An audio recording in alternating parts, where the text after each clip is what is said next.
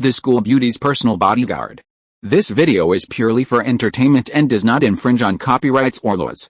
The rights to the novel and image belong to the original author. We do not claim ownership. Don't like waiting and want to listen to this fanfic in full now? Subscribe to our Patreon, where you'll find the best fanfics. Chapter 401 Kang Xiaoming suffers from vomiting and diarrhea. Although Kang's father said this to his son, his tone was not very harsh. Once upon a time, when he was as old as his son, wasn't he also ignorant of the vastness of the world? Seeing his second uncle's family prospering, he felt dissatisfied and wanted to make a career. However, the hardships of life have worn away his edges. Wanting to make a career, he can only run this small tea house diligently and become a good guy who has to consider all sides. He offends everyone if he is not careful. He doesn't want his son to go from hope to disappointment like him, so some things must be made clear in advance. The idea is good, but it is actually very difficult to do it. After taking a sip of tea, Kang's father continued, I think you should concentrate on your studies. Put the business management stuff aside for now. It's not too late to learn when a big company really wants you. I won't buy these management books for a small company, Kang Xiaobo said with a wry smile. The boss invests in big companies. He plans to open a pharmaceutical company with Guanzuman and Guan the Divine Doctor, and plans to invest 100 million in the initial stage. Puff, the tea in Kang's father's mouth sprayed out directly. What are you coughing up? Guanzuman, 100 million, yeah, Dad, otherwise, do you think I can be under so much pressure? Let me, who knows nothing, help manage such a big company. Can I do it without learning? Kang Xiaobo found his father's look a little funny, but he was very proud in his heart. Didn't you say your son is not good enough? It's okay if he is not good enough, as long as he follows a good boss. Oh my god, how much is 100 million? Kang's mother also widened her eyes. Your dad's tea house is only worth a few million at most, and the house has to be taken into account. Kang's father glared at Kang's mother and said, 100 million may seem like a lot, but in the eyes of my second uncle, it's nothing. Their family business is at least over 1 billion. However, a company that invested 100 million in the early stage is also considered a big company. Xiaobo, if you really can't do it, don't try to show off and lose other people's money for nothing. What will you do then, your second uncle? Look at his attitude towards our Xiaobo today. What a thing. Kang's mother disagreed. Xiaobo, Mom supports you. Since your eldest brother trusts you so much, you should repay him well, make a career, and show your second grandfather's family. Well, I know. Kang Xiaobo clenched his fists. The eldest brother told me the same thing. Things have calmed to this point, and Kang's father can't say anything anymore. He can only silently bless and support his son. Xiaobo, now that you have made up your mind, do it well and don't let us down. Well, I'll go back to my room first. What happened today has had a huge psychological impact on me. One thing after another, I even feel like I'm dreaming. I need to digest and sort it out, Kang Xiaobo said a little embarrassedly. Kang's father nodded, but smiled bitterly in his heart. Not to mention a child like you, even someone like me who has experienced many ups and downs, was so shocked when I heard the news that I almost dropped the teacup in my hand. After Kang Xiaobo left, Kang's mother's face was full of excitement. I said our son is amazing. Look, isn't our family going to turn around? Let's see if your second uncle and the others will still look at us by then. Guanzuman, the genius doctor, is much better than your second uncle, that half-baked genius doctor. The fate hasn't even started yet. Why are you saying all this? Besides, you can only encourage him, not praise him. Children are prone to being arrogant. Don't make Xiaobo's self-esteem swell, which will be disadvantageous to him, Kang's father said seriously. Don't talk about this matter in the future, we just watch silently. Okay, I'll listen to you, Kang's mother nodded. She naturally understood that what Kang's father said was right. Old Kang, why don't you ask about Xiaofen? You don't talk to your son? At least ask what's going on, right? Since you neither support nor oppose, why are you asking so many questions? Kang's father shook his head. Think about it, I estimate half of Xiaobo's current motivation comes from that girl, so why should we care so much? If Xiaobo ever truly succeeds, Xiaofen will be the hero. If he wants to break up with Xiaofen, we won't agree. But on the other hand, if she leads Xiaobo astray, we'll break them up no matter what. You do make sense. Now that you put it that way, it makes sense, Kang's mother nodded. Then we won't say anything. That evening, Kang Xiaoming miraculously discovered that he began to vomit and have diarrhea. At first, the Kang family was shocked, thinking he had been poisoned. "Dad, I knew Kang Xiaobo had bad intentions and sent us poison." Kang Kipu's eyes turned red as he watched his son suffer, and he felt the urge to kill Kang Xiaobo. Dr. Kang frowned, looking at Kang Xiaoming lying on the hospital bed, his heart filled with confusion. Could it be that Kang Xiaobo was so fearless that he would just give us a poison without any scruples? "Xiaoming, what do you think? Do I need to go to the hospital?" Dr. Kang looked at his little grandson and asked worriedly. Although he didn't love his little grandson as much as his eldest grandson, he was still his grandson after all. Could he feel sorry for him? "Grandpa," Kang Xiaoming forced a smile on his pale face, "I feel like my body is no longer my own. I have a vague feeling. If I die, will I be considered a hero of the Kang family?" "You can't die. You are already a hero of our Kang family." Dr. Kang was deeply moved. "Whether it works this time or not, I will give you 5% of the shares of Pengzhan Group as a reward." "Thank you, Grandpa, but I may not need it." "Just give it to my dad," Kang Xiaoming said intermittently. "Xiaoming, don't scare Dad. If you die, what's the use of my shares?" Kang Kipu was shocked when he heard Kang Xiaoming's words, and rushed up to him. "Xiaoming, why don't we go to the hospital? It's no use for you to hold on like this." When Kang Kipu was anxious, he saw Kang Xiaoming blinked at him, and then said, No, we can't go to the hospital. We can't let others know that we picked up the pills given by Kang Xiaobo. It would make people laugh to death. Even if I die, I can't do that. We can't lose face for our Kang family." Although Kang Xiaoming was actually uncomfortable, he knew very well that he was fine.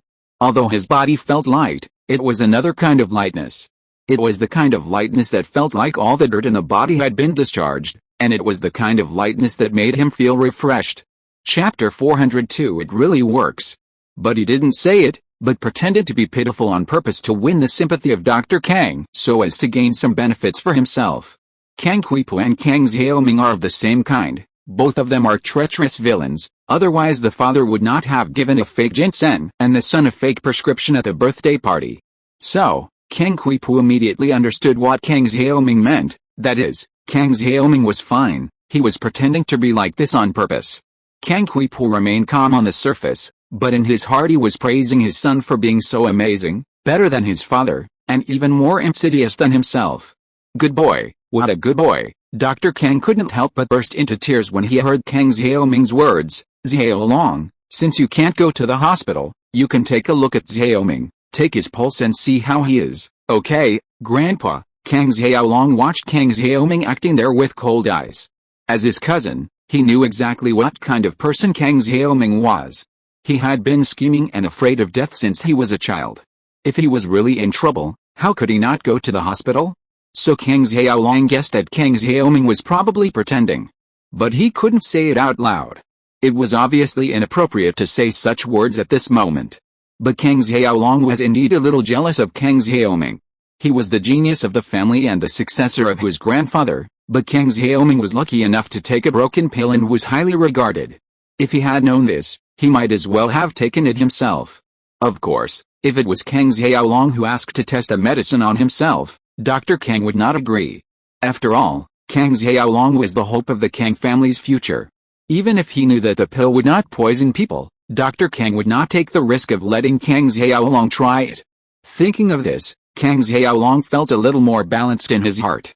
He walked over, held Kang Xiaolong's wrist, and checked his pulse. Although weak, he was not in serious trouble. Kang Xiaolong was a careful man.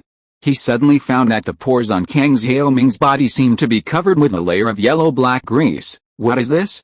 "From your body." Kang Xiaoming had only paid attention to his symptoms of vomiting and diarrhea before, and did not notice that there was a layer of sticky stuff on his body. "What is this? Marrow cleansing and bone thinning? Could it be that the elixir is really a longevity and detoxification elixir?" Kang Xiaolong looked at the things excreted from Kang Xiaoming's body in surprise. "Yes, it should be. I have seen similar introductions to marrow cleansing and bone thinning in some ancient medical books, and the effect is like this. Is it really a longevity and detoxification elixir?" Dr. Kang was also surprised. At this moment, he couldn't help but feel a little regretful. How great would it be if he had eaten it himself? Kang Xiaoming was so young, what toxins was he detoxifying? He was the one who should be prolonging his life and detoxifying. However, the remaining half was obviously not edible. It had to be sent to the group's research institute for component analysis and testing. That should be correct, Kang Xiaolong nodded. However, the effect wasn't very obvious on Xiaoming. One reason is that he's young and has fewer toxins in his system, and another is that he only took half. Okay, Xiaolong. Take the other half of the longevity and detoxification pill to our group's research institute immediately for ingredient analysis and testing. If we can master the formula for this medicine, the Kangshen Doctor brand will surely reach new heights, Dr. Kang excitedly instructed Kang Xiaolong. Yes, Grandpa, Kang Xiaolong nodded, but a wry smile lingered inwardly. Analyzing the ingredients is never that easy. If it's ordinary ingredients, it's easy. But if some exotic herbs have been added, there's virtually no hope of analyzing it. In the intensive care unit of a high-end hospital in Donghae City, an elderly man lay frail in bed.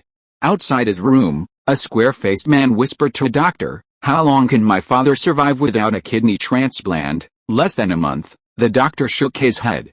"We've done everything we can. If he gets a kidney transplant, what's the chance?" the man asked. This man was Fatty Lai's brother, Lai Changshan. "It doesn't matter if it costs money, Mr. Lai, with all due respect, Mr. Lai is in very poor health.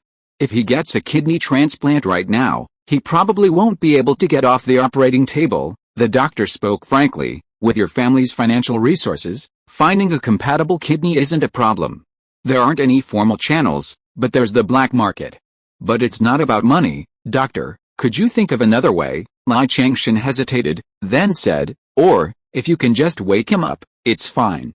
Just being unconscious isn't a big deal, is it?" Lai Changshan wasn't really concerned about his father's life or death.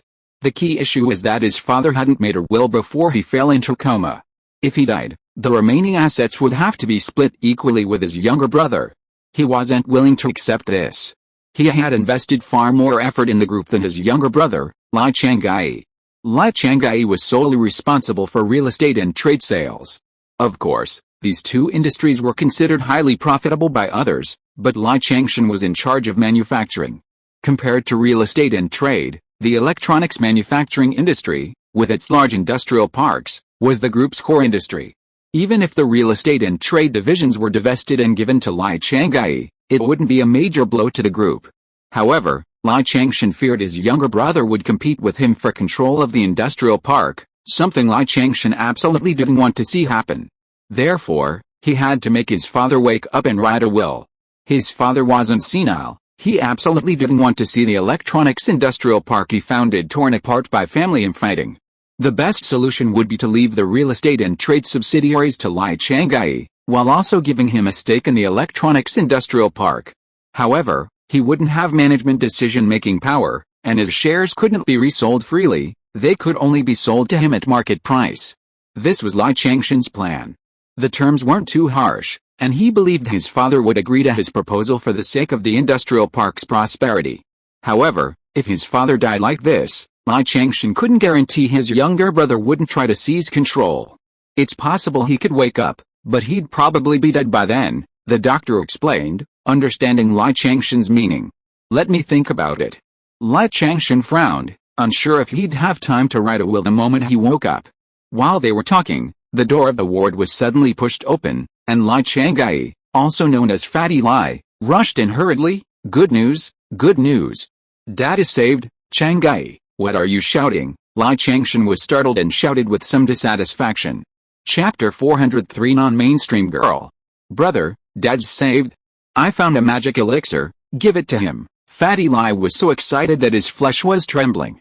He held a cigar box in his hands and said, "Chang'ai, what's saved? What magic elixir did you find?" Lai Changshan frowned. "You didn't meet some charlatan who gave you a magic pill, did you?" "It's not a magic pill, and it's not a charlatan." Fatty Lai shook his head. "It's the real thing. Brother, go get some warm water, I'll give it to Dad." "Nonsense. What if Dad dies from it?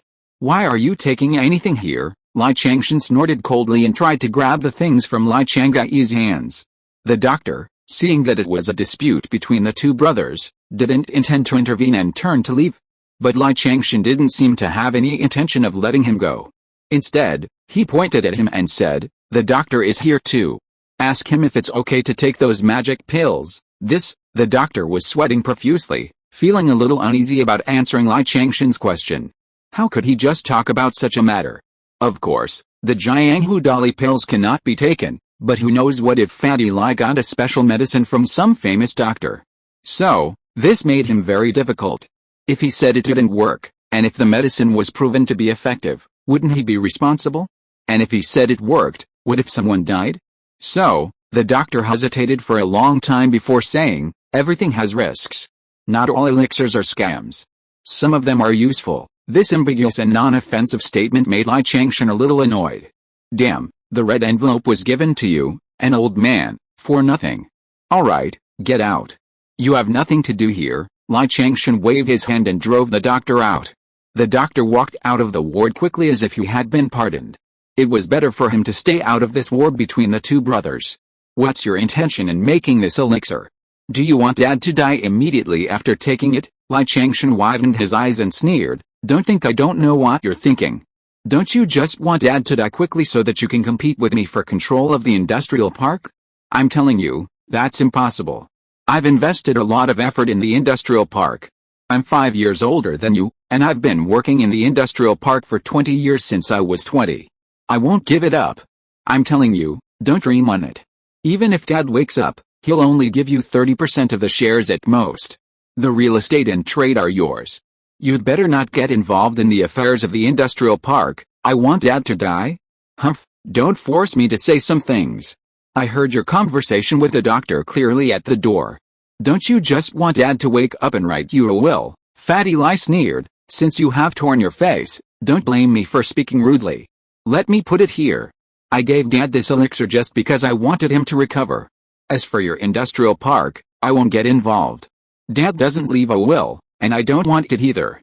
Just like you said, give me 30% of the shares, and I will split up with a real estate and trading company. Oh, Lai Changshan was slightly stunned, and then a hint of joy flashed in his eyes. Okay, words are not enough, written evidence is proof. After I write it out and you sign it, you can give Dad whatever you want to eat, and I won't care. It's a deal. A trace of sadness and coldness flashed in Fatty Lai's eyes. His eldest brother was too heartless. He didn't care about his father's life or death at all. He was only thinking about fighting for control of the industrial park. Lai Changshan already had the outline of the contract in mind, so he quickly drafted one. For a business veteran like him, crafting a rigorous contract in a short period of time was no problem. Similarly, Fatty Lai was no fool. He reviewed the contract his eldest brother had written for him, found no problems, and signed it without hesitation. Alright, whatever you wish. Lai Changshan put the contract away, his face beaming with joy. Fatty Lai, unconcerned with his eldest brother's cold-bloodedness, hurried into the inner ward and carefully placed the longevity and detoxification pill into his father's mouth. He then dissolved it in hot water and had his father swallow it. Lai Changshan stood by, secretly recording the scene on his phone, sneering inwardly. If anything happened to his father, this video would be enough to prove Fatty Lai was the murderer. Even if it wasn't intentional, it would be negligent. Then, let alone a dispute over property, he'd be lucky not to end up in jail. It must be said that Lai Changshan was a very sinister and ruthless man. Even after signing the contract, he still felt uneasy, fearing that Fatty Lai would go back on his word, so he held back. After administering the longevity and detoxification pill to Old Man Lai, Fatty Lai waited by, awaiting the results. However, the old man seemed unresponsive. Lai Changshan sneered, observing Fatty Lai's every move. A piece of some shoddy pill from who knows what could actually wake someone up? What a joke. Lai Changshan couldn't believe such a foolish thing existed. Ever since the old man fell into coma, countless sums of money had been spent, with no results. Naturally, Lai Changshan didn't believe any miracles could happen again. If you're willing to stay here, then stay. I'm leaving. Lai Changshan had already achieved his desired outcome. Whether the old man woke up or not was no longer a concern. If his predictions were correct, this crappy pill would only do harm, and perhaps tomorrow, the old man's death would be heard. On Monday, a neatly organized group of people stood at the entrance to Songshan City First High School. Zhong Pinliang and Zhu Ruiming were prominently among them. It looked like they were welcoming someone, but who could possibly warrant Zhong Pinliang and Zhu Ruiming's presence? A closer look revealed that, aside from Zhong Pinliang and Zhu Ruiming, everyone in the group was a school troublemaker. While not as famous as the four bullies, they were still prominent figures. For example, Yu Dafa, the senior class leader who had been bumped by Kang Xiaobo, was also in the group. An Audi TT slowly pulled up to the school entrance. The driver was a young woman with a delicate face, sunglasses on, her hair combed to the side, and an on-mainstream look. "Welcome back, Sister Feng." Aside from Zhong Pinliang and Zhu Ruiming, the other students greeted the girl in the Audi and bowed in unison. The non-mainstream girl frowned when she heard everyone calling her that. "What, Sister Feng? That sounds so awkward. From now on, just call me the universe's super invincible beauty, Xia Oxio Big Sister." Chapter 404 The End of the Four Evil Youngsters. "It's the super invincible beauty, Xia Oxio, the leader." Everyone broke out in a sweat, but they repeated it anyway. Sister Xia Oxio is back. Zhu Ruiming and Zhong Pinliang were reluctant to greet Feng Xia Oxio, but they had no choice. They dared not come. Although Feng Xia Oxio had only been in the middle school for a little over a month, her reputation was so great that even Zhu Ruiming and Zhong Pinliang didn't dare to mess with her. Otherwise, she wouldn't have become the fourth of the foremost ruthless young men on campus. The reason she ranked last among the foremost ruthless young men wasn't because she wasn't powerful. On the contrary, she was even more ruthless than both Zhong Pinliang and Zhu Ruiming. She'd been drinking, racing, and fighting with knives since her first year of junior high. This ruthless girl ranked last because she was the youngest. Fortunately, Feng Xia Oxio soon transferred to another school and became a legend. Otherwise, Zhu Ruiming and Zhong Pinliang would have been completely overshadowed by her. Being overshadowed by a little girl, how could they have been so embarrassed? After Feng Xia finally left, she enjoyed a few years of freedom before Lin Yi came along and overshadowed everyone else. However, because of Lin Yi's presence, Zhu Ruiming and Zhong Pinliang were not opposed to Feng Xia return. They really wanted to see what would happen when Feng Xia and the great master Lin faced off. Would Feng Xia castrate Lin Yi with a single blow? Zhu Ruiming and Zhong Pinliang were looking forward to it. "Why are you guys still here? Haven't there been any powerful characters in number 1 high school in recent years?" Feng Xia asked tentatively. "Yes, there is a ruthless guy, but he doesn't care about us. To be honest with Sister Xia, he has taken care of Liangzi and me. Now number 1 high school is his world. No one dares to do anything to him. Even one of his followers is so awesome." In order to make Feng Xia and Lin Yi conflict, Zhu Ruiming did not hesitate to belittle himself and speak of Lin Yi as if he was very awesome. "I notified him to come and greet Sister Xia, but he was busy picking up girls and had no time to take care of us." Yu Dafa and the others immediately despised Zhu Ruiming. This guy didn't even notify Lin Yi. What he did was nothing more than to sow discord, but no one dared to stand up and speak for Lin Yi at this moment. Standing up could certainly please Lin Yi, but it would also offend Zhu Ruiming and Zhong Pinliang. Lin Yi, Feng Xia frowned, fished a small cell phone from her pocket, pulled up a photo, and handed it to Zhu Ruiming. "Is that him, huh? Xia, do you know him?" Zhu Ruiming looked at Feng Xiao's phone and was stunned. The person in the photo was none other than Lin Yi. "Sure enough, he's here too." Feng Xia nodded with satisfaction. "It seems I've come to the right place. It's like searching for someone you don't find anywhere, but finding them is effortless." Feng Xia had been searching Songshan City for Chu Mengyao and Lin Yi, but to no avail. Finally, she accidentally showed her phone to a friend, who immediately recognized Chu Mengyao. She was the daughter of the chairman of Pengzhan Group and currently attending Songshan City's number 1 high school. Feng Xia was speechless when she learned the answer. She had transferred from the junior high school department of No.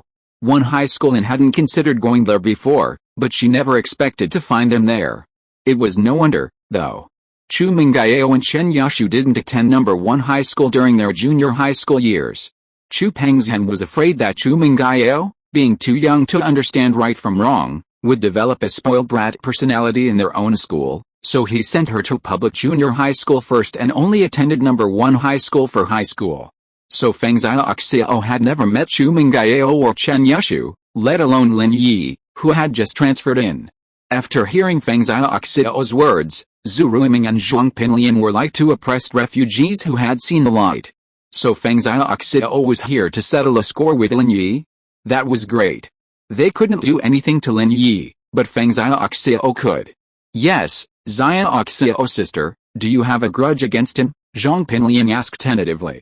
Have a grudge? Pengzhan was slightly taken aback. Did she really have a grudge against Lin Yi? It seemed that the previous conflict was far from hatred. She had only come to Lin Yi to race against him. After being looked down upon by Lin Yi, he felt a little resentful, but still said, I guess so. When Zhu Ruiming and Zhong Pinliang heard this, they immediately looked happy. With Pengzhan taking care of Lin Yi, they only had to sit back and watch the fight. Pengzhan locked the car and walked into the number 1 high school with a swagger, while Zhu Ruiming, Zhong Pinliang and their group followed Pengzhan attentively. Tell me about Lin Yi. Is he picking up girls? What kind of girls? Pengzhan asked Zhu Ruiming and Zhong Pinliang as they walked. Pengzhan was a little confused. Wasn't Lin Yi Chu Mengyao's bodyguard? How could he be picking up girls? Was he hanging out with Chu Mengyao? He's very close to Tang Yun, our school's most popular beauty. Tang Yun didn't go to junior high here, she only came here in high school, Zhong Pinliang said. She's also Brother Ming's latest target, but Lin Yi got there first. Oh, Pengzhan was slightly taken aback. She hadn't expected Lin Yi to actually come to school to pick up girls, and specifically Zhu Ruiming's target. She couldn't help but glance at Zhu Ruiming, wanting to see what he would say. Don't look at me like that. I can't handle him, Zhu Ruiming said bitterly. Although it was a bit self-deprecating, he didn't want to hide it. The more he did so, the more it would highlight Lin Yi's dominance in the school, and Pengzhan would be more willing to deal with him. Does anyone else in the school know about this? Pengzhan asked. There's probably no one who doesn't know. He announced to the Dean of Academic Affairs that Tang Yun is his woman, Xiao's sister. This guy Lin Yi is even more impressive than you were back then, Zhong Pinliang said. Director Wang didn't dare to say anything. Oh? What's his background? Pengzhan was puzzled. Even if Chu Mengyao's father, Chu Pengzhan, was a shareholder in the school, a bodyguard wouldn't be so arrogant, right? Besides, since he was Chu Mengyao's bodyguard, how could she let him pick up girls? And make it public knowledge? Was their relationship a secret? I don't know what his background is. I heard he transferred from a remote village, but now it doesn't seem like that. Zhong Pinliang shook his head. If he still thought Lin Yi was a bumpkin from a migrant worker, he would be a fool. Okay, I get it, Pengzhan nodded. It seemed that her previous plan would need to be adjusted. She had originally intended to act a little more flirtatious with Lin Yi in front of Chu Mengyao to cause him some trouble, but now that tactic seemed to be failing. Since Chu Mengyao agreed to Lin Yi's pursuit of Tang Yun, a common school beauty, she naturally wouldn't care about having an ambiguous relationship with herself. It seems that she needs to think carefully about how to make Lin Yi compromise with her. If you're listening to this novel on a channel other than Fanfic World, it means they downloaded and uploaded it without effort. We cordially invite you to visit our channel, Mundo Fanfic Novelis. There you'll find the original version of this story and you can explore many other novels of various genres. We're waiting for you to immerse yourself in a world of incredible novels. Chapter 405 I'm here to find Lin Yi. Pengzhan came to see Lin Yi simply to prove herself. How could a bodyguard be so arrogant? She just wanted to challenge him to race, but he ignored her and even pushed her car aside. This immediately made Pengzhan, the big sister, lose face. When Pengzhan went to the Academic Affairs office to handle the enrollment procedures, she scared Wang Xixing. Although he had received a call from Xiao Zhangding Bingong before, saying that someone had called and arranged for a student to come in and asked him to receive him, Wang Xixing had never expected that this student would be Pengzhan. Wang Xixing knew Pengzhan's notorious reputation very well. When she first entered junior high school, she kicked a young man who wanted to tease her in the balls, and not long after, she stabbed a gangster who came to the school to rob, causing serious injuries. Although Pengzhan was not to blame for these two incidents, and they were not the things she took the initiative to find out, they caused a big stir after all. If Ding Bingong hadn't said that someone from above was protecting her, Pengzhan would probably have been expelled directly. Fortunately, Pengzhan stayed here for a few days, found it boring, and without rivals, so she transferred to another school. However, Pengzhan's reputation had already been established. Zhu Ruiming and Zhong Pinliang, though both aggressive, were not as ruthless as Pengzhan Group. A girl stabbing someone with a knife was truly beyond common sense. Furthermore, this ruthless girl seemed to have some connections. She hadn't been expelled after these two incidents, so who would dare mess with her? Wang Zifan was overwhelmed. He had no way to deal with Pengzhan Group. His authority as a principal had been completely shattered. Lin Yi was already enough to deal with, and now there was Pengzhan Group? Fortunately, Lin Yi didn't cause much trouble, only occasionally holding hands with girls in front of him. But this Pengzhan Group, she dared to stab someone in front of him. Was he still fit to be the principal? He might as well let Pengzhan Group be the principal. Those students feared Pengzhan Group even more than he did himself. Classmate Pengzhan Group, welcome back, Wang Zifeng said insincerely. The principal had already greeted him. What else could he, the dean of academic affairs, say? He could only express his welcome against his will. Dean Wang, you look like you don't welcome me very much? Pengzhan Group looked at Wang Zifeng with a grin. Well, how could that be? Wang Zifeng smiled bitterly. He, as the dean of academic affairs, was quite a failure. Don't worry, Dean Wang. I'm here mainly to look for someone. I won't cause you any trouble. Pengzhan Group saw Wang Zifeng's bitter face, so she explained to put his mind at ease. Oh, looking for someone? Okay, which class are you going to? Wang Zifeng breathed a sigh of relief. If it was just looking for someone, it would be easy. Class? I don't know either. By the way, do you know which class Lin Yi is in? Pengzhan Group suddenly asked. Lin Yi, Wang Zifeng was startled. You're looking for him? Yeah, what's the problem? Pengzhan Group nodded, grumbling like a nagging wife. I was looking for him. Humph, I finally caught him. I'm going to make him pay. It's no wonder Pengzhan Group was so excited. She'd searched all over Songshan city, only to find Lin Yi at her old school. Plop. Wang Zifeng nearly fainted at the mention of Lin Yi's name. You're looking for Lin Yi? Yeah, what's the problem? Pengzhan Group asked. Nothing. Wang Zifeng waved his hand weakly, sighed, and completed Pengzhan Group's enrollment paperwork. But in his heart, he wondered, why was Pengzhan Group looking for Lin Yi? Judging from her expression, it looked like she'd been dumped by Lin Yi. Was she looking for a reconciliation? But what about Tang Yun? Was she facing the proverbial love triangle? Wang Zifeng felt a headache. It looked like he was going to have some troubles in the future.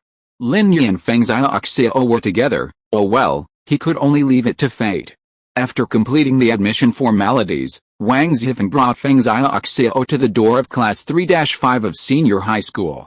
He nodded to the head teacher, Teacher Liu, and then personally sent Pengzhan Group into the classroom. Let me introduce a new classmate to you, Pengzhan Group. Please give a round of applause to welcome her. Except for Zhong Pinliang and Gao Xiaofu, almost no one knew about Pengzhan Group, because Pengzhan Group's story happened so long ago, and most of the classmates in the class only came here in high school, so they were very unfamiliar with Pengzhan Group. However, the boys in the class were a little excited. It must be said that Pengzhan Group's sweet and delicate appearance is still very deceptive. If you didn't know her notoriety, you would think she was a very cute little girl. She definitely has the potential to become a school belle on par with Chu Mengyao, Chen Yusu and Tang Yun. This is the boys' first impression. Hello everyone. Please take care of me. Pengzhan Group smiled sweetly. Zhong Pinliang suddenly got goosebumps. Pengzhan Group's words filled him with suspense. Although Pengzhan Group was pretty, he had no intention of doing anything. Getting his balls kicked was no joke.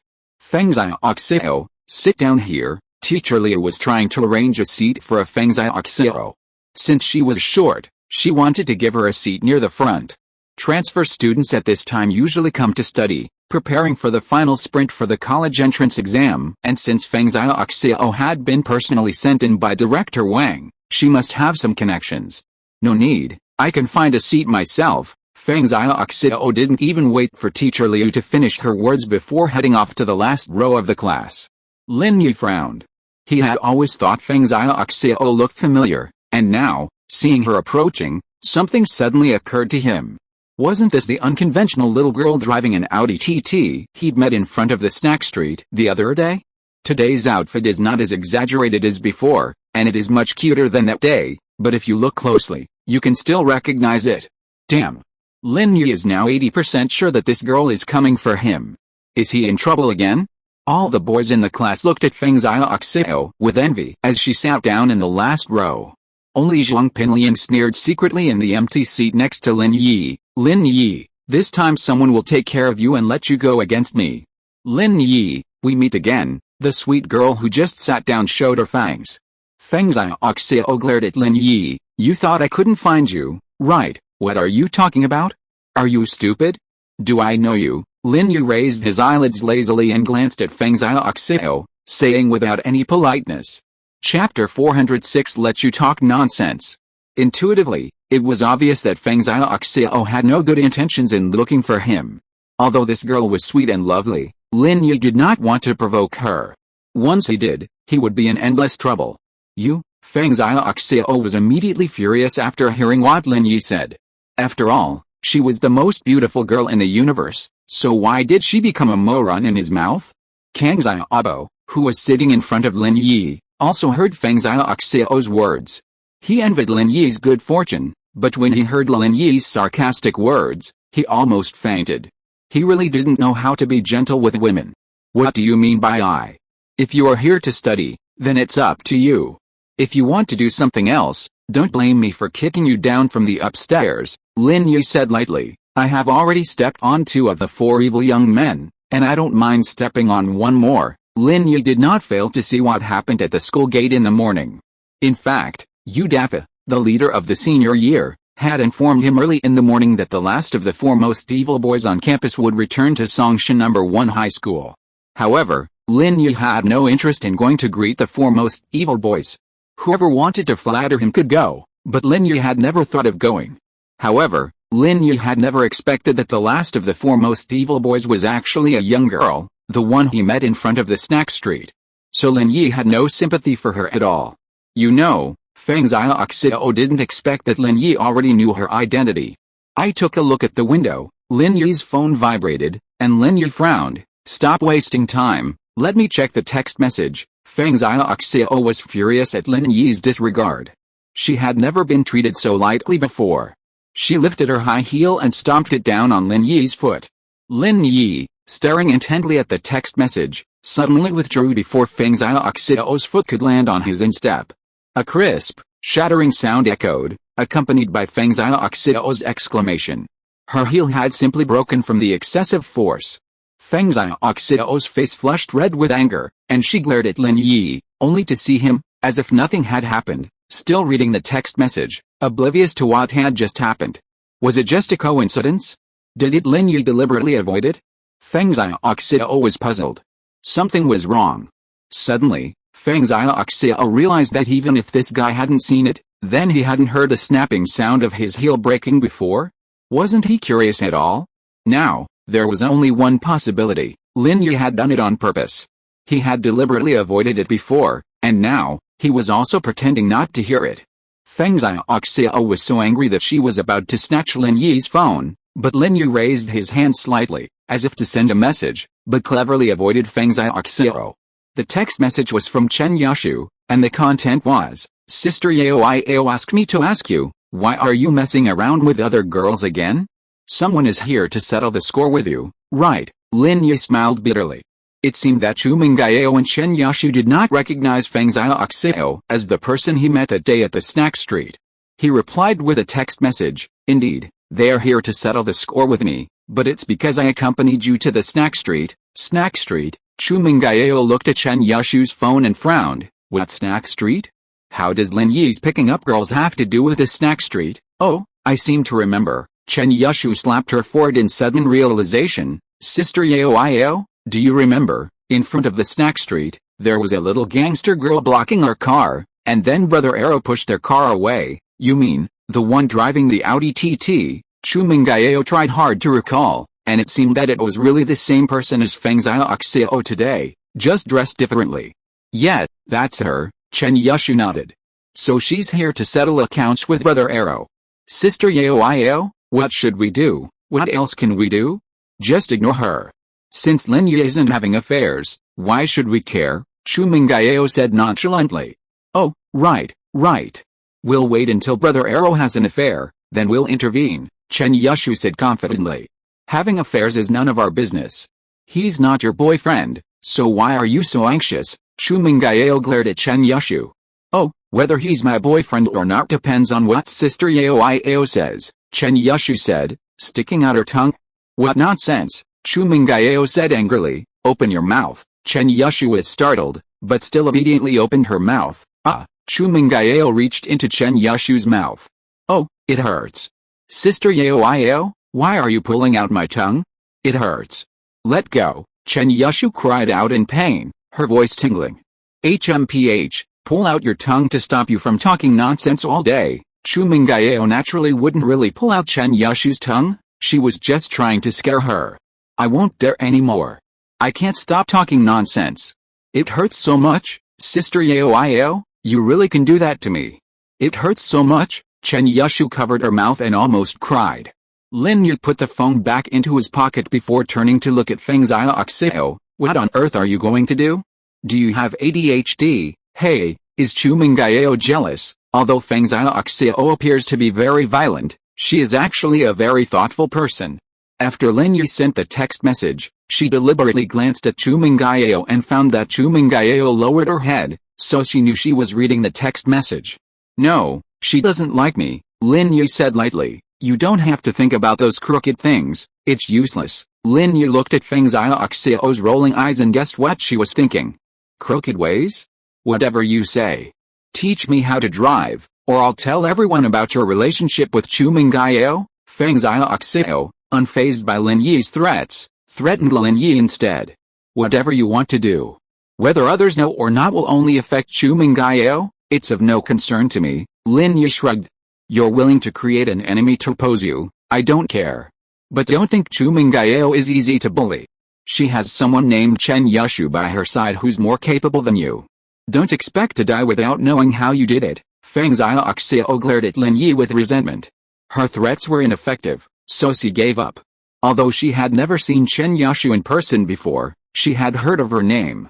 Her brother was the leader of the 4 young masters of Songshan, far superior to herself, the 4 evil young masters of First High School. Without any deep grudges, Pengzhan Group didn't want to provoke such a person. She had originally wanted to scare Lin Yi into submission, but he didn't care. Aren't you afraid that Chu Mengyao will fire you? Pengzhan Group was not giving up. Chapter 407 Give you advice. She's been wanting to kick me out for a long time, but did I leave? Lin Yi looked at Pengzhan Group like she was an idiot. It's her father who pays me, not her. Can you please stop asking such stupid questions in the future? In a word, are you going to teach me how to race? Pengzhan Group asked with a snort. I don't race, Lin Yi shook his head. I just got my driver's license this month. If you don't believe me, just look. As he spoke, Lin Yi took out his driver's license and placed it in front of Pengzhan Group. Pengzhan Group was a little speechless. She glanced at the issue date on the driver's license. It was indeed from this month. However, Pengzhan Group didn't believe Lin Yi's words. You don't need a driver's license to drive. Okay, Lin Yi, we'll see, Pengzhan Group said angrily. How? Lin Yi didn't take Pengzhan Group's words seriously at all. At the end of the first class, Pengzhan Group called Zhong Pinliang out of the classroom. Sister Group, how's it going? Have you dealt with that guy Lin Yi? Zhong Pinliang was actually even more anxious than Pengzhan Group. He'd wanted to ask Pengzhan Group about any progress, but since Pengzhan Group hadn't approached him, he hadn't dared to approach her. Now that Pengzhan Group had approached him, he naturally had to ask. How could it be that easy? This guy won't give in to any pushover, Pengzhan Group said bitterly. Do you know what his weaknesses are? I'm not sure, Zhong Pinliang thought to himself. If I knew his weaknesses, would I still have to wait for you to deal with him? I'd deal with him myself. Then do you think there's anything you can use to blackmail Lin Yi? Pengzhan Group continued.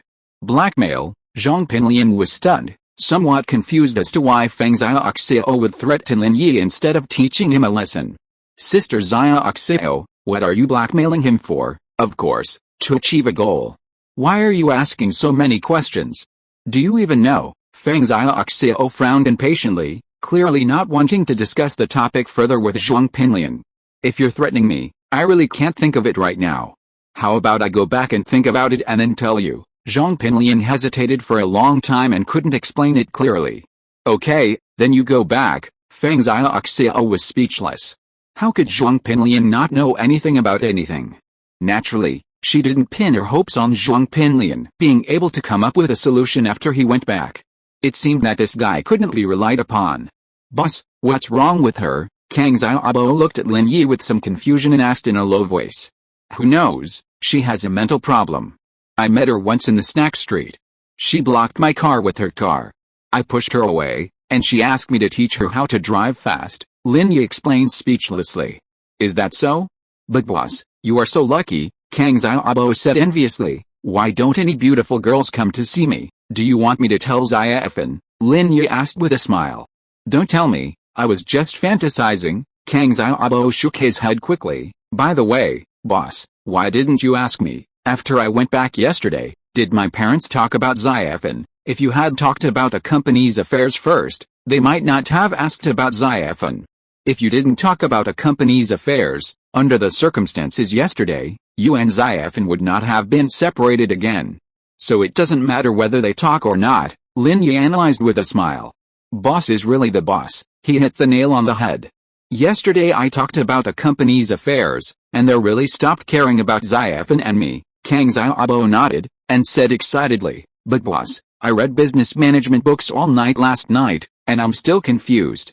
I don't understand a lot of professional terms. If you can learn everything in one night, then the whole world will be full of entrepreneurs. Lin Yi shook his head. You have to do things step by step. You can't eat a fat man in one bite. That's right, I was anxious, Pengzhan said in agreement. The main problem now is to get into university. It would be best if Xiaofan could go to the same university as you. I wonder what her background is like, Lin Yi suggested. I haven't really asked about this. So, I'll send her a text message later and ask her what she thinks, Pengzhan said.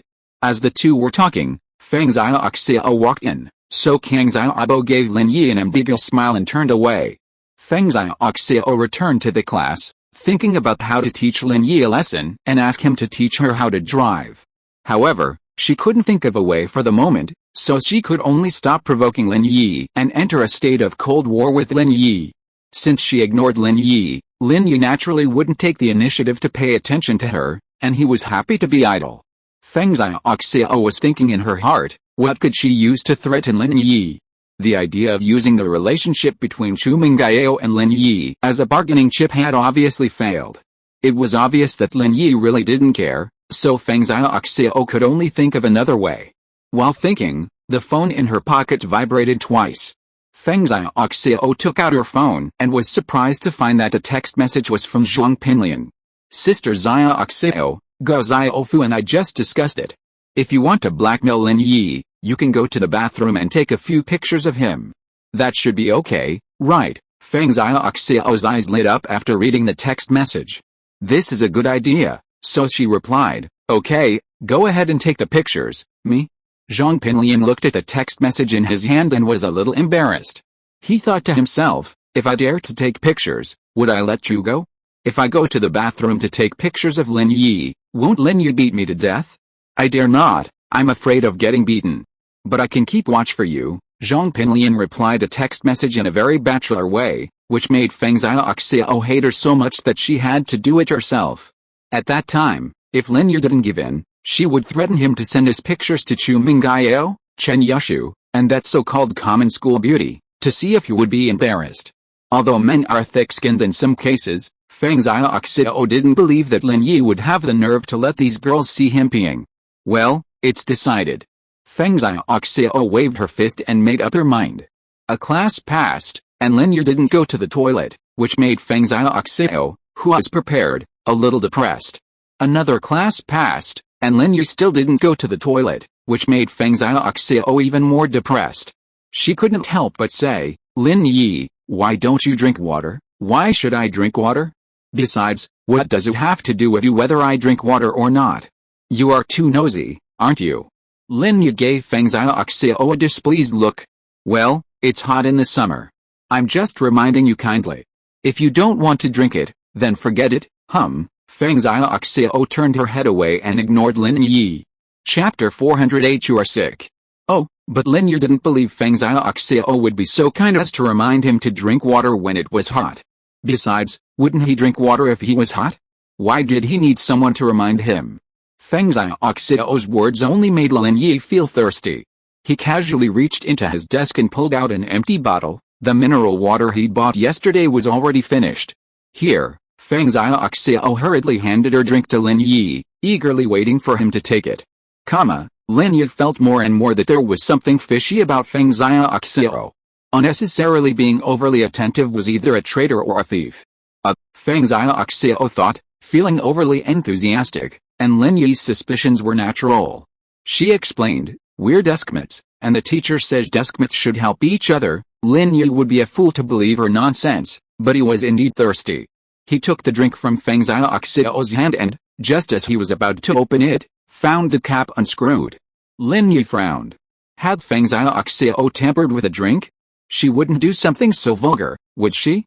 Seeing Lin Yi hesitate, Pengzhan Xiao blushed slightly. "I took a sip this morning." Lin Yi was speechless. No wonder the bottle cap was unscrewed. However, it wasn't that easy for someone to harm him. Since practicing the Xuanyuan Yulong Jue, Lin Yi, who is already well versed in pharmacology, had his sense of smell and taste become even more sensitive, and he could usually taste poisons in water and food. "Are you sick? Something like hepatitis B or AIDS?" Lin Yi asked, taking Pengzhan Xiao's drink. Pengzhan Xiao was so angry that her internal organs almost exploded. She had hepatitis B and AIDS? What a joke. After all, she was a pretty girl, right? If she gave the water she had taken a sip of to others, they would probably go crazy fighting over it. But why was Lin Yi being so picky? Asking such weird questions? Of course, this was assuming others didn't know Pengzhan Xiao's personality. If they knew her personality, they would never dare to drink her water casually. Would that be courting death? "You're the one who's sick," Pengzhan Xiao exploded. "Illiterate. Haven't you read the scientific reports? Even if there are hepatitis B and AIDS, they can't be spread this way." "How?" Lin Yi smiled faintly. He didn't expect this chick to know so much. He unscrewed the bottle of drink and first tasted it secretly with his tongue. After finding nothing unusual, he swallowed it. He drank half of it and stuffed the remaining half directly into the desk. "I've drunk it. You don't want it any more, right? Give me the rest." Pengzhan Xiao hadn't intended to take the drink that Lin Yi had already drunk. How could Pengzhan Xiao continue to drink a drink that had been drunk by another boy? But Lin Yi's words made her very angry. He had clearly drunk his own drink, but he was so shameless, taking the rest for himself as a matter of course. Isn't that too shameless? "No. I'm still thirsty." Pengzhan Xiao refused to let Lin Yi have his way. She snatched the drink from his desk, unscrewed the lid, and gulped down the remaining half of the bottle. Then she stared at Lin Yi, gasping for breath and almost choking to death. Lin Yi was somewhat helpless with this somewhat rebellious girl, but he was too lazy to argue with her. If she wanted to drink, she could drink it, as long as she didn't cry and vomit like the young lady after drinking it. Pengzhan Xiao didn't feel anything when she drank the drink, but after drinking it, she felt a little regretful. How could she drink something that Lin Yi had drunk? "My first kiss, just wait and see, I'll make you pay when you have to pee." Pengzhan Xiao and the young lady have different personalities. Although she felt unhappy, she would not be entangled in it. She was just a little annoyed. He casually threw the empty drink bottle towards the trash can in the corner of the classroom, and with a loud bang, it happened to hit Zhong Pinliang on the forehead. "Ah!" Zhong Pinliang screamed, and he stood up with a bang, gritting his teeth and cursing, "Who the hell? Who threw it? Are you looking for death? Don't you want to live?" After being forced to change seats by Lin Yi, Zhong Pinliang sat in the right corner of the classroom, with a trash can not far behind him. In the past, some lazy students would not stand up to throw away their trash and would just throw things from high places. But after Zhong Pinliang sat there, no one dared to throw things anymore. If they hit the third of the 4 school bullies, it would be no joke. Lin Yi threw it. Pengzhan Xiao's eyes rolled around and she pointed at Lin Yi. She had hoped to cause a conflict between Lin Yi and Zhong Pinliang, to cause Lin Yi some trouble. If she admitted that she was the one who threw it, Zhong Pinliang would probably just sit back and swallow his grievance. "Huh?" Zhong Pinliang was stunned. The anger on his face solidified instantly, and he felt a little embarrassed. asking him to pick a fight with Lin Yi. He didn't dare. Brother Black Panther, who was so awesome, was beaten to pulp by Lin Yi. His only hope was Zhang Neipao. Before Zhang Neipao came back, he would never have a conflict with Lin Yi.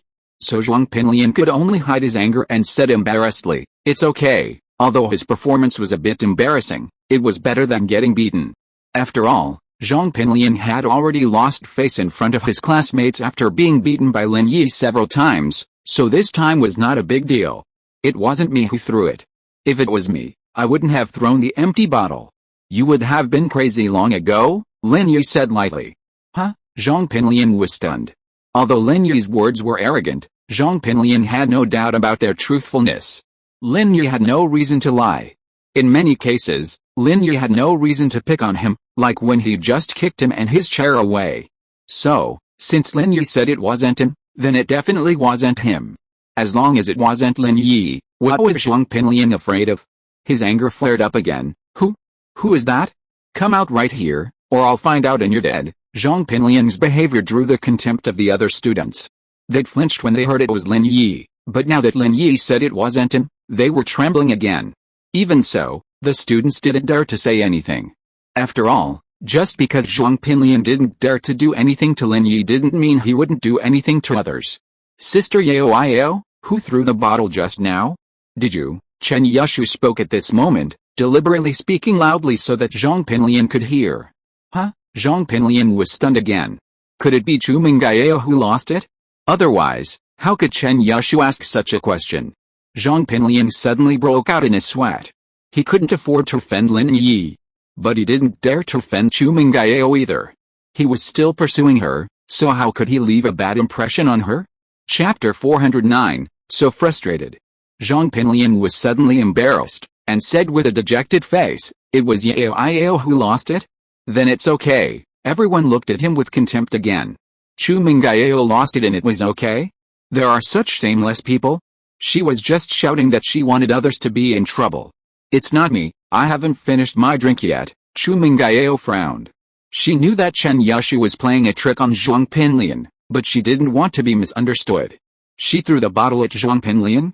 She was too lazy to hide him. Who did he think he was?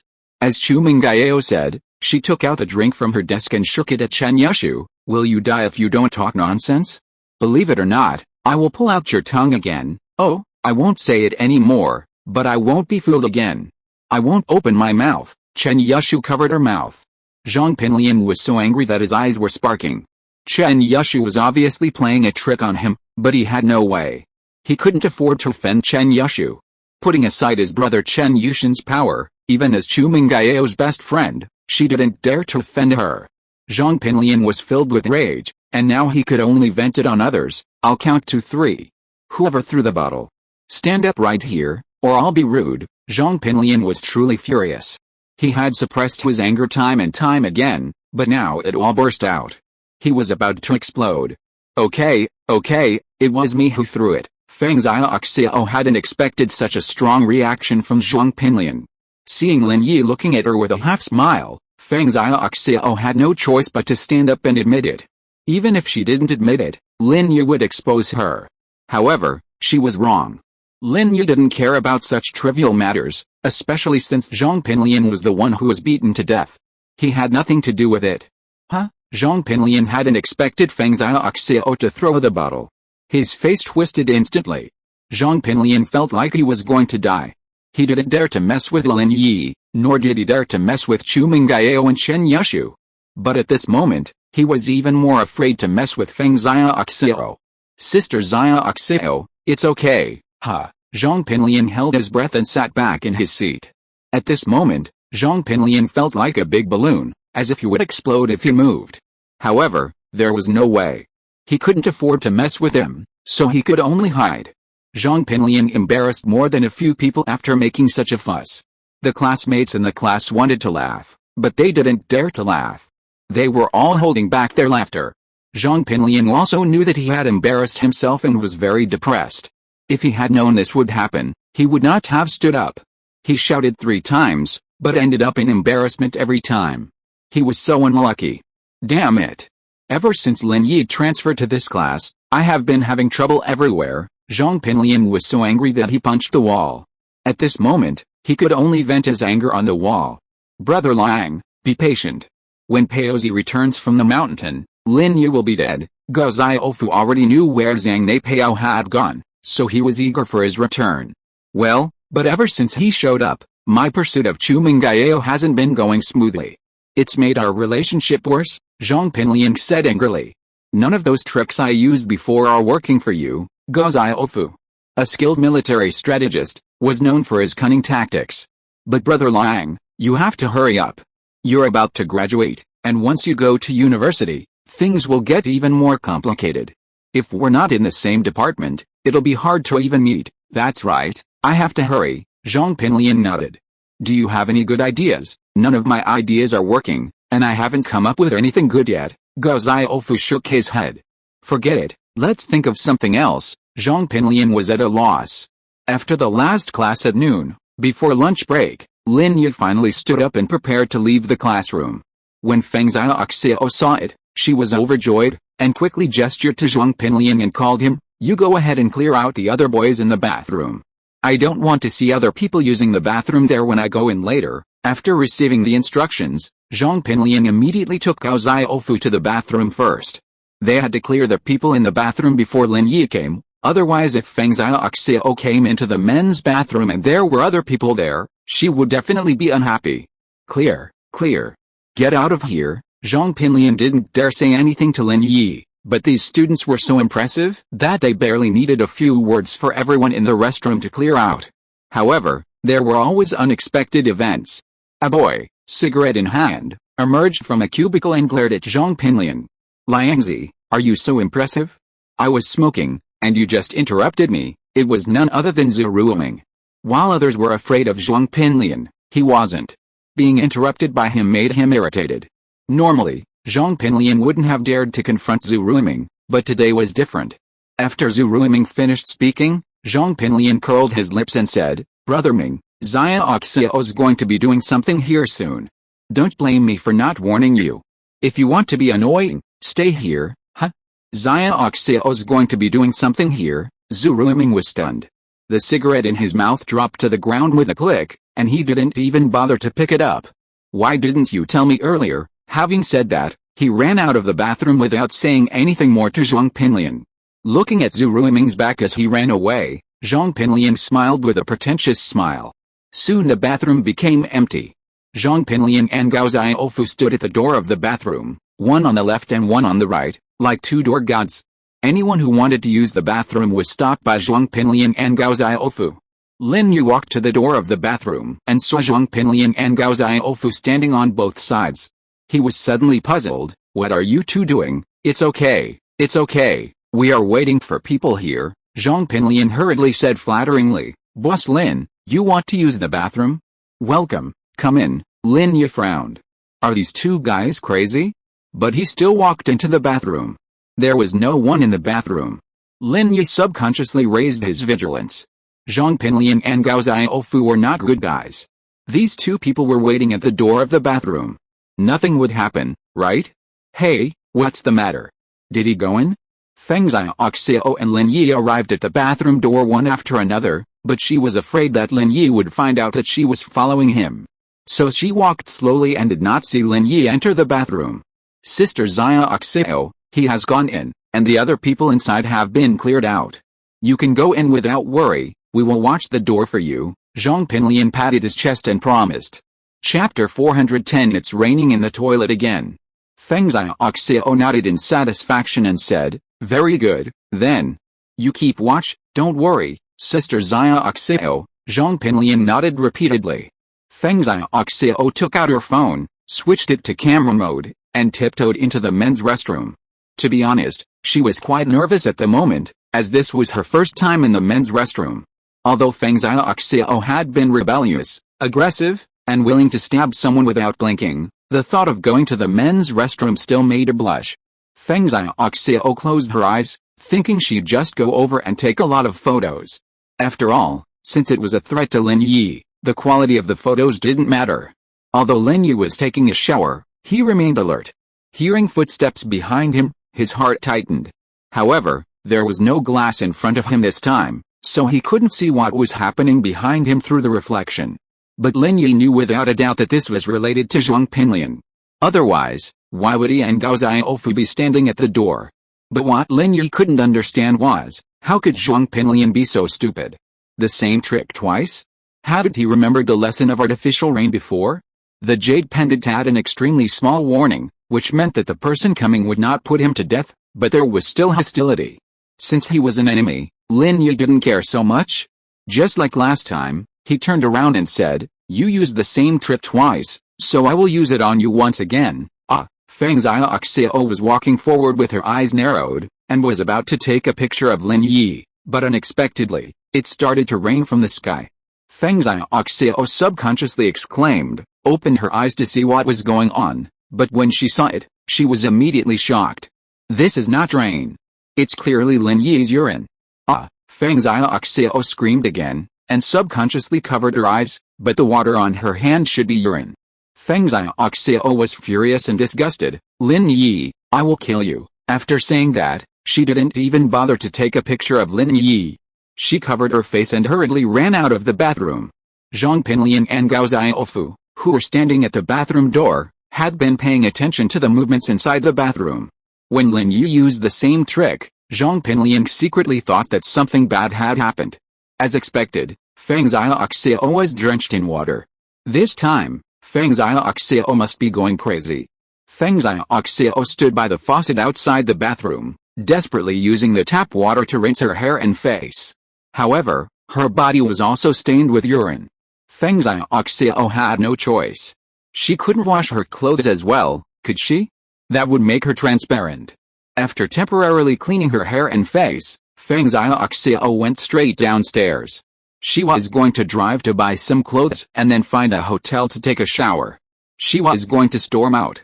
Listening to the roar of the Audi TT engine and watching Feng Xiaoxiao drive away in her car, Zhong Pinliang and Gao Xiaofu both had bitter faces, not knowing what to say. Feng Xiaoxiao must be furious this time.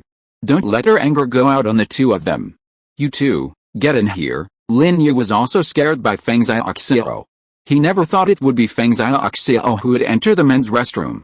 But when he saw the phone in Feng Xiaoxiao's hand, he guessed it in his heart.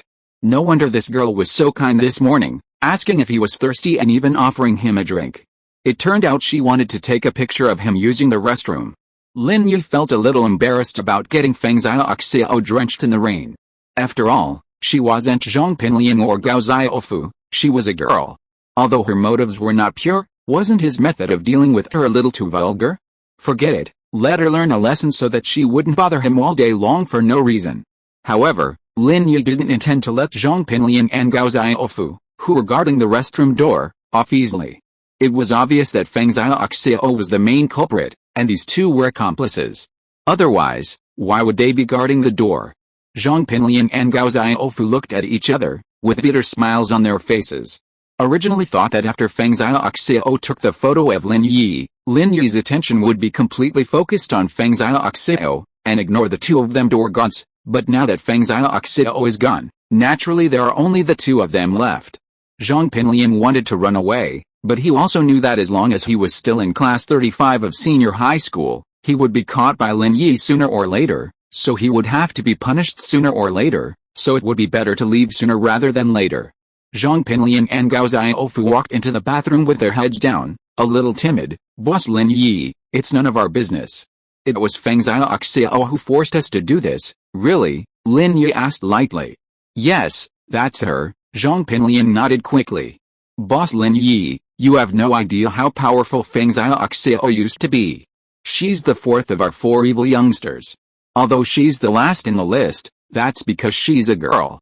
But she's much more ruthless than the rest of us." Zhong Pinliang wanted to divert Lin Yi's attention, to get him to focus on Feng Xiaoxiao, so he wouldn't focus on the two of them. "Oh? Really?" Lin Yi looked at Zhong Pinliang. He also wanted to understand Feng Xiaoxiao's personality, otherwise, being constantly annoyed by her would be quite a hassle. "Yes, there was a boy who teased her, and she kicked him in the balls. Also, a gangster who came to rob the school was crippled by her with a knife," Zhong Pinliang said. "So, Boss Lin Yi, she is too cruel. She is not in the same league as us." We dare not help her, is that so? Lin Yi nodded. Then let's forget about this matter. Thank you, Boss Lin Yi. Thank you, Boss Lin Yi. Zhong Pinliang and Gao Xiaofu were overjoyed when they heard that Lin Yi would not pursue the matter. Don't be happy too soon. Let's forget about this matter. There are other things, Lin Yi said lightly. Even if she forced you to do it, what do you think would happen if I told her that you two had been caught in the rain once, but I didn't remind her, and still let her take the risk? What do you think would happen to you two? Would your balls be kicked, huh? Zhong Pinliang was stunned. He didn't expect Lin Yi to threaten him. However, he was truly afraid. If Lin Yi really told Feng Xiaoxiao about this, he would die miserably. Feng Xiaoxiao would probably use a knife to force him to eat feces in the toilet to apologize. Thinking of this, Zhong Pinliang shuddered all over. Why didn't he warn Feng Xiaoxiao a few more times? Chapter 411 I'll go see you. Zhong Pinliang secretly blamed himself. The reason he didn't say anything about this matter was because it was too embarrassing. He, Gao Xiaofu, and Zhang Neipao couldn't even defeat Lin Yi alone, and he made them so embarrassed. How could he casually say such a shameful thing? But now, Zhong Pinliang regretted it.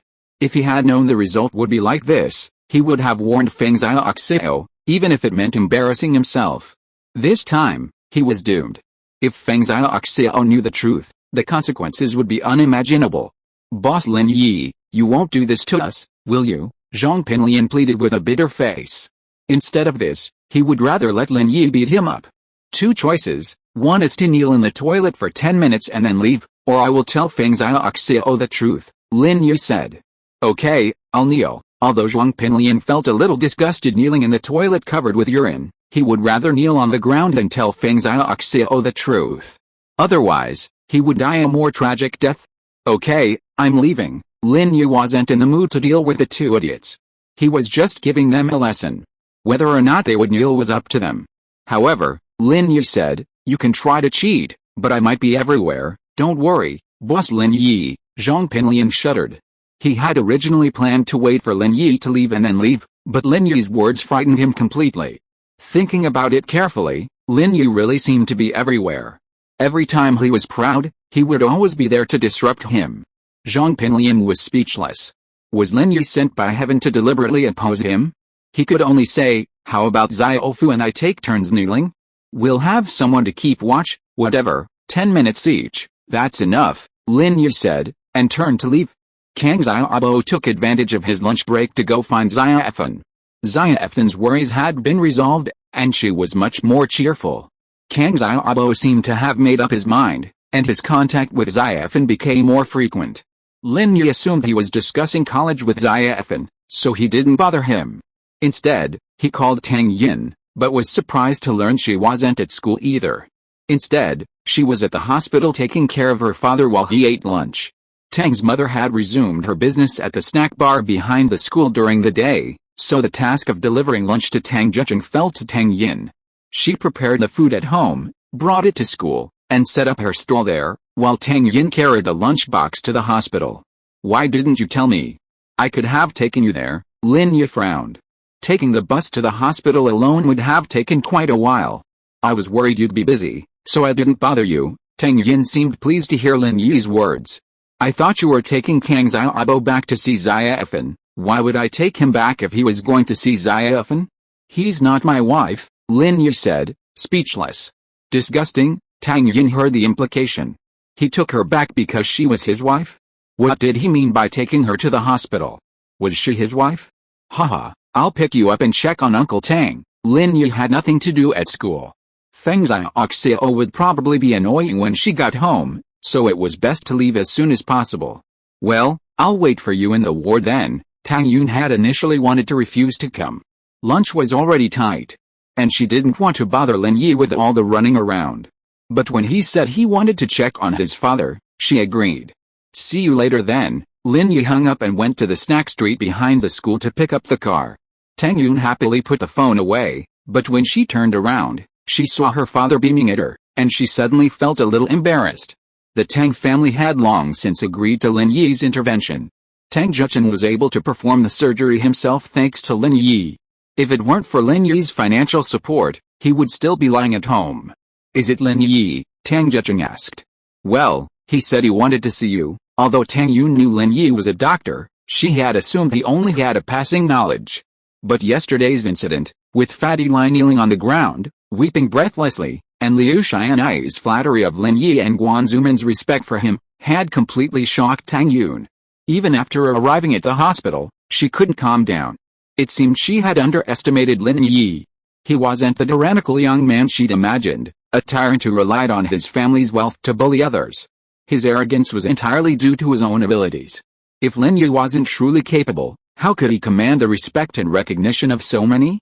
Fatty Lai didn't know the details, so perhaps he was just being impulsive, but Liu Xianyai and Guan Zuman, weren't they also being impulsive? It seemed Lin Yi's medical skills weren't just a passing acquaintance, they were truly astonishing. While Tang Yun was filled with pride for Lin Yi, her fragile heart was also filled with uncertainty. Lin Yi was so talented, was she really worthy of him? Would he ever abandon her? My family has no money and can't help him in any way. The only thing I can say is that I am pretty. But there are plenty of pretty girls. Why did Lin Yi choose me? Although Tang Yun didn't want to think about these things, the two of them were still young and far from getting married, but seeing Lin Yi's excellence, Tang Yun still had to consider these things. Lin Yi was going to pick up the car at the snack street behind the school. Now the vendors in the snack street have reserved parking spaces for Lin Yi every day. Who would dare to mess with this young master? Tang's mother's business is also booming. This time no one dares to be jealous. Dare to be jealous again, it is simply tantamount to seeking death. Everyone, including Zhang Baiyan, who danced the most happily before, was kind to Tang's mother. Tang's mother hadn't been at the stall for a few days, and no one dared to take her place. When Tang's mother came, they all greeted her warmly and asked why she hadn't come in a few days. Tang's mother was flattered and felt more and more grateful to Lin Yi. Her family was finally lively again. I believe it will get better and better in the future. Her business was picking up, and her husband had undergone surgery. He was sure he'd be able to stand up soon. Even if he couldn't walk normally, a slight limp wouldn't matter, he could still help her out. Thinking of her promising future, a smile spread across her mother's face, and she looked several years younger, which amazed the male vendors. Tang Yun's beauty spoke volumes about how beautiful her mother was in her youth, but no one dared to flirt with her, knowing she had a son-in-law who was a scoundrel. If you're listening to this novel on a channel other than Fanfic World, it means they downloaded and uploaded it without effort. We cordially invite you to visit our channel, Mundo Fanfic Novelis. There you'll find the original version of this story and you can explore many other novels of various genres. We're waiting for you to immerse yourself in a world of incredible novels. Chapter 412 You're welcome. Lin Yi spotted Tang's mother setting up her stall in the snack street behind the school. He smiled and walked over to greet her. Auntie, are you back in business? Zai, it's been a few days. Your Uncle Tang is fine now, so I'm back to business. Tang's mother wanted to say a few words to Lin Yi, but then she saw him taking out his car keys and getting ready to drive. Are you going out? I'm going to the hospital to pick up Tang Yun and visit Uncle Tang. Lin Yi nodded. Then go ahead. Be safe on the road. Tang's mother was overjoyed to hear that she was going to pick up her daughter. Seeing Lin Yi treating her well was more gratifying than anything else. By the way, have you eaten yet? Not yet. We'll talk later. Lin Yi didn't hide anything. That's right, I have 2 skewers of grilled chicken legs. Take them first. Don't go hungry. Tang's mother quickly sprinkled the 2 roasted chicken legs with seasoning and handed them to Lin Yi. Lin Yi was not polite. He took the chicken leg with a smile, nodded to Tang's mother, got in the car and left. Song Lingshan received a report from his men and immediately rushed to Songshan City First People's Hospital. The 6th case, it's already the 6th case. Song Lingshan rubbed his temples, feeling a lot of pressure. In less than a week, there have been 6 cases of homeless people, beggars or disabled people having one kidney cut out and thrown near the hospital. This is no longer a simple criminal offense. Song Lingshan guessed that perhaps this was a criminal gang committing the crime. What's going on? Song Lingshan got out of the police car and saw his man Liu Wangli standing in a corner at the hospital gate, cordoning off. Captain Song, the injured have been taken to the emergency room. I'm sending someone to investigate the scene. This isn't the first crime scene. The victim's left kidney was removed and then abandoned here.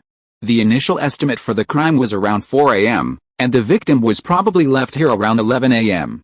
However, with so many cars coming in and out of the hospital, We haven't found any witnesses yet, Liu Wangli reported his latest findings with a wry smile. He knew Song Lingshan was under a lot of pressure. This was the 6th case, and this was no joke. Although there wasn't a set deadline for solving the case, it was likely to happen sooner or later. Although the victims were all beggars, homeless people, and disabled people, they were all equally important to Song Lingshan. Regardless of their status, Song Lingshan would work tirelessly to solve the case and bring the murderer to justice. After listening to Liu Wangli's report, Song Lingshan nodded weakly. How is Liu Bojia? Liu Bojia is the victim whose entire family had been murdered by the psychopathic killer. Although Liu Bojia hadn't spoken before, Song Lingshan hadn't relented in her investigation of him. Finally, she uncovered a rather suspicious clue. Around 6 o'clock the night before Liu Bojia's family was murdered, a call had been made from the public phone booth downstairs in Liu Bojia's residential complex. The operator who answered the call reported that a panicked man had claimed to have discovered an organ trafficking ring and, possibly caught by them, requested police protection. His explanation was unclear, and he refused to provide contact information.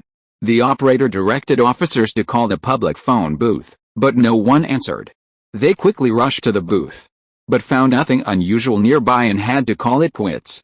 The incident passed without much attention, but later, while reviewing all the call logs from that night, Song Lingshan uncovered a clue. An organ trafficking ring? Could it be connected to the 6 kidney harvesting cases? Only now did Song Lingshan begin to suspect a connection between Liu Bojia's murder and the kidney harvesting. Liu Bojia still hasn't woken up. He's on a ventilator every day. The doctor says he'll die if the ventilator is removed. Liu Wangli sighed, then shook his head with a wry smile, implying that there was no need to bother. Song Lingshan frowned, but there was nothing she could do. She knew Liu Bojia's situation and kept hoping for a miracle, even just a moment of lucidity, a clue to the police. But no miracle happened. Before the attack, Liu Bojia had remained silent, seemingly afraid of something. If he grew tired of being questioned, he would tell Song Lingshan and the others that his family had all perished, that he'd suffered enough, and that he didn't want to die, asking Song Lingshan to let him go. At the time, because Liu Bojia was still hospitalized and still recovering from his injuries, Song Lingshan didn't rush him. She figured that after he was released, she could intensify her psychological pressure and get some information out of him. But something unexpected happened. Beep! Lin Yi honked his horn twice, wondering, why is this little song girl blocking the hospital entrance? Are you going to let people pass? Seeing Song Lingshan and Liu Wangli standing at the hospital entrance in their police uniforms, and seeing many police officers investigating something, the other cars all took a detour to enter through the back door. Only Lin Yi dared to honk his horn. Why are you honking? You can't go through the back door. Song Lingshan frowned, her mind interrupted by the honking of a car horn as she pondered the case. Do you think everyone is like you, getting into the police force through the back door? Lin Yi quipped with a curled lip. Song Lingshan realized it was Lin Yi who honked, and her face turned pale with anger. What did you say? Who did you say went through the back door? Whoever went through the back door knows. Lin Yi pouted. Move aside, I have things to do. I don't have time for you. With that, Lin Yi started the car and tried to enter the hospital. Wait, Song Lingshan suddenly blocked Lin Yi's car, preventing him from leaving. The more anxious Lin Yi was to leave, the more Song Lingshan didn't want him to do so. I have something to ask you. Lin Yi slammed on the brakes and the car stopped again. He was speechless. Silly girl, even if your crime-solving rate is very low, you don't have to think about committing suicide, right? Even if you want me to hit you to death, you have to find a place where there is no one, right? You are trying to scam me in front of so many of your men. If I really hit you to death, you won't be able to explain it. Song Lingshan was so angry that she gritted her teeth and stared at Lin Yi. If you say I'm a silly girl again, or that I got into the police force through the back door, I won't be polite to you, so you have always been polite to me before. Lin Yi laughed. Then I really want to see what it's like to be rude. You are welcome to be rude. Ahem. Captain Song Liu Wangli couldn't stand it anymore. Song Lingshan and Lin Yi were bickering in front of so many men. What would it look like? Chapter 413. Do you think I'm a fortune teller? In reality, the police officers who were working had already heard what was going on, but they had misunderstood, thinking that Lin Yi was the rumored boyfriend of Song Lingshan. Otherwise, who would dare to speak to Song Lingshan like that? How could Song Lingshan keep him around? Lin Yi, I have business to talk to you about. Song Lingshan gritted her teeth, opened the passenger door of Lin Yi's car, and got in. Whether Lin Yi had gotten lucky or just happened to do it, the previous cases had been solved anyway. So Song Lingshan just happened to run into Lin Yi, and since this guy was still so arrogant, she might as well use him again and see if he could still solve the case. "Oh, what's the matter?" Lin Yi rolled his eyes. She came to ask him for a favor right after he finished scolding her? This woman's brain structure was truly unusual. "Don't talk to me about business, I'm pressed for time." Song Lingshan's big, watery eyes widened. What did she mean by not talking to him about business? Did she have to talk to him about something other than business? "I'll give you a minute." Talk. Lin Yi parked his car in the hospital parking lot. Someone came to collect the parking fee. Lin Yi pointed at Song Lingshan and said, "This is our Captain Song, here to investigate." The parking attendant, aware of the incident near the hospital, glanced at Song Lingshan's uniform, casually inserted a free parking tag in front of Lin Yi's car window, and walked away. Lin Yi didn't mind the few dollars he paid for parking. The problem was that this old woman had overcharged him $5 last time. He'd parked for an hour, but she insisted it was 2. She even pulled out the slip of paper with the time marked on it and pointed to it. Lin Yi knew she must have deliberately written the time earlier when he parked, but he didn't bother to argue with her. He just paid and left. But his school's lunch break was only an hour, so how could he possibly park for 2 hours? With Song Lingshan nearby, Lin Yi had a chance to bully her. Song Lingshan didn't know the reason. When she saw that Lin Yi used the $5 in parking fees she saved, she glared at Lin Yi with some contempt. Recently, there have been many cases of beggars, homeless people and disabled people being arrested, having their kidneys removed and then abandoned in front of the hospital. "Did you know? I think I heard about it in the news." Lin Yi seemed to have heard it mentioned on the radio when he was driving in the morning, but he didn't pay much attention. Lin Yi rarely paid attention to things that had nothing to do with him. "What do you think? Do you know who the murderer is?" Song Lingshan asked. Lin Yi looked at Song Lingshan strangely. "I don't think you should ask me this question." "Oh?" Song Lingshan was stunned. "Do you think I'm a fortune teller, that I can predict the future?" "Only a great celestial being could answer that question." Lin Yi shrugged. "Alright, it's a waste of time talking to you. I'm leaving." "Wait," Song Lingshan stopped him. "So how did you catch those bank robbers last time?" "I've already told you how I did it last time." Lin Yi was a little impatient, but Song Lingshan wouldn't let him go without a clear explanation.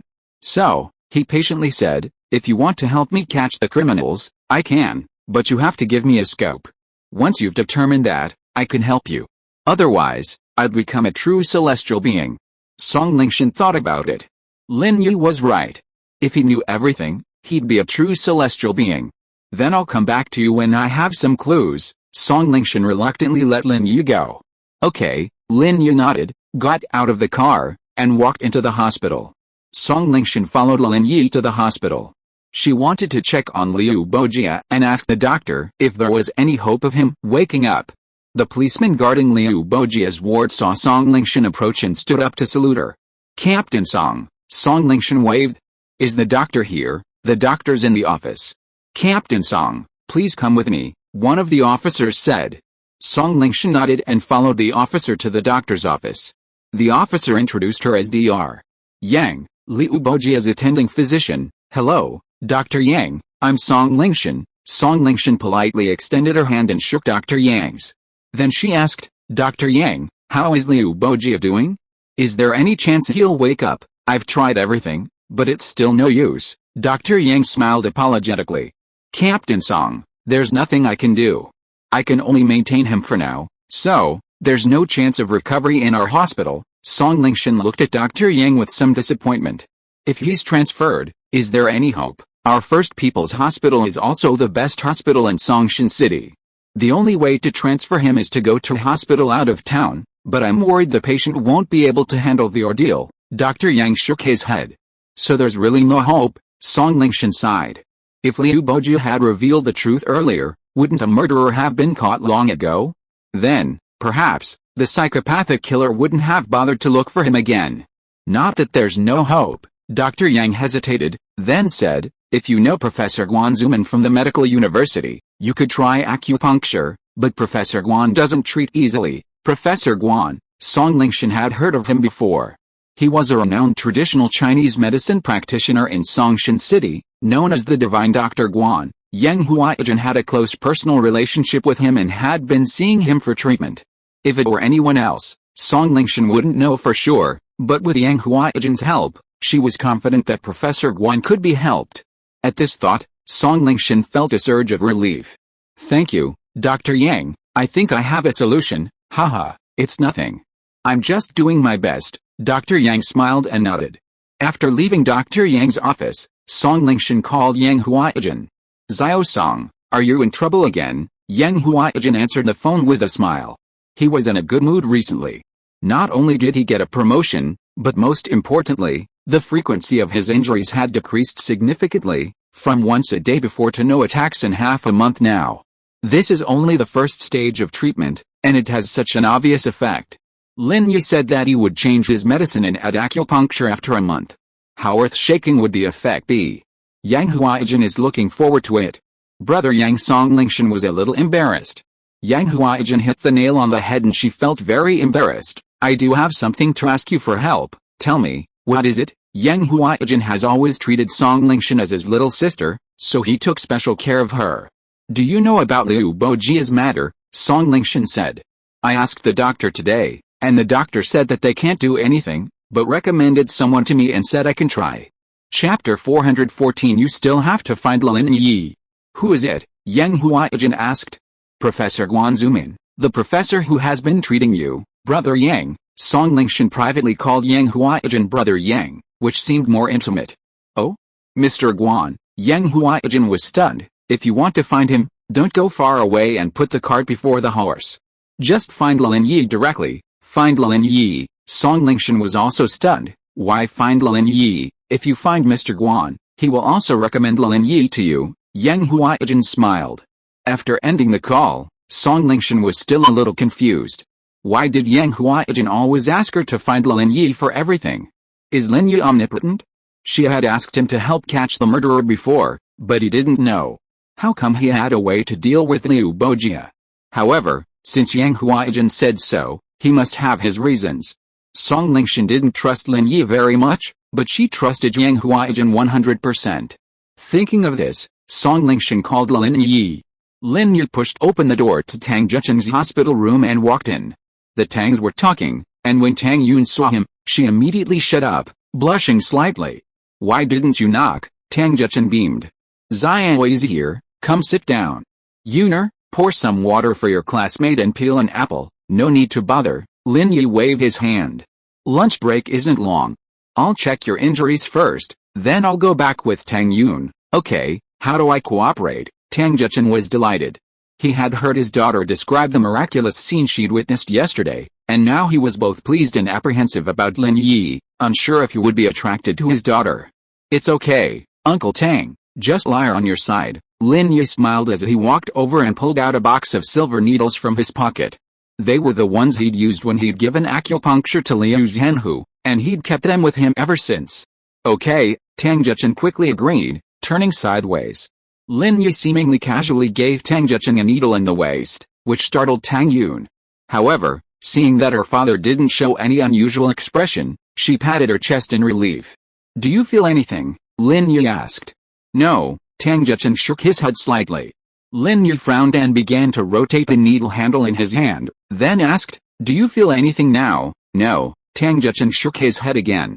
Lin Yi's expression froze slightly, which Tang Juchen didn't see, but Tang Yu noticed.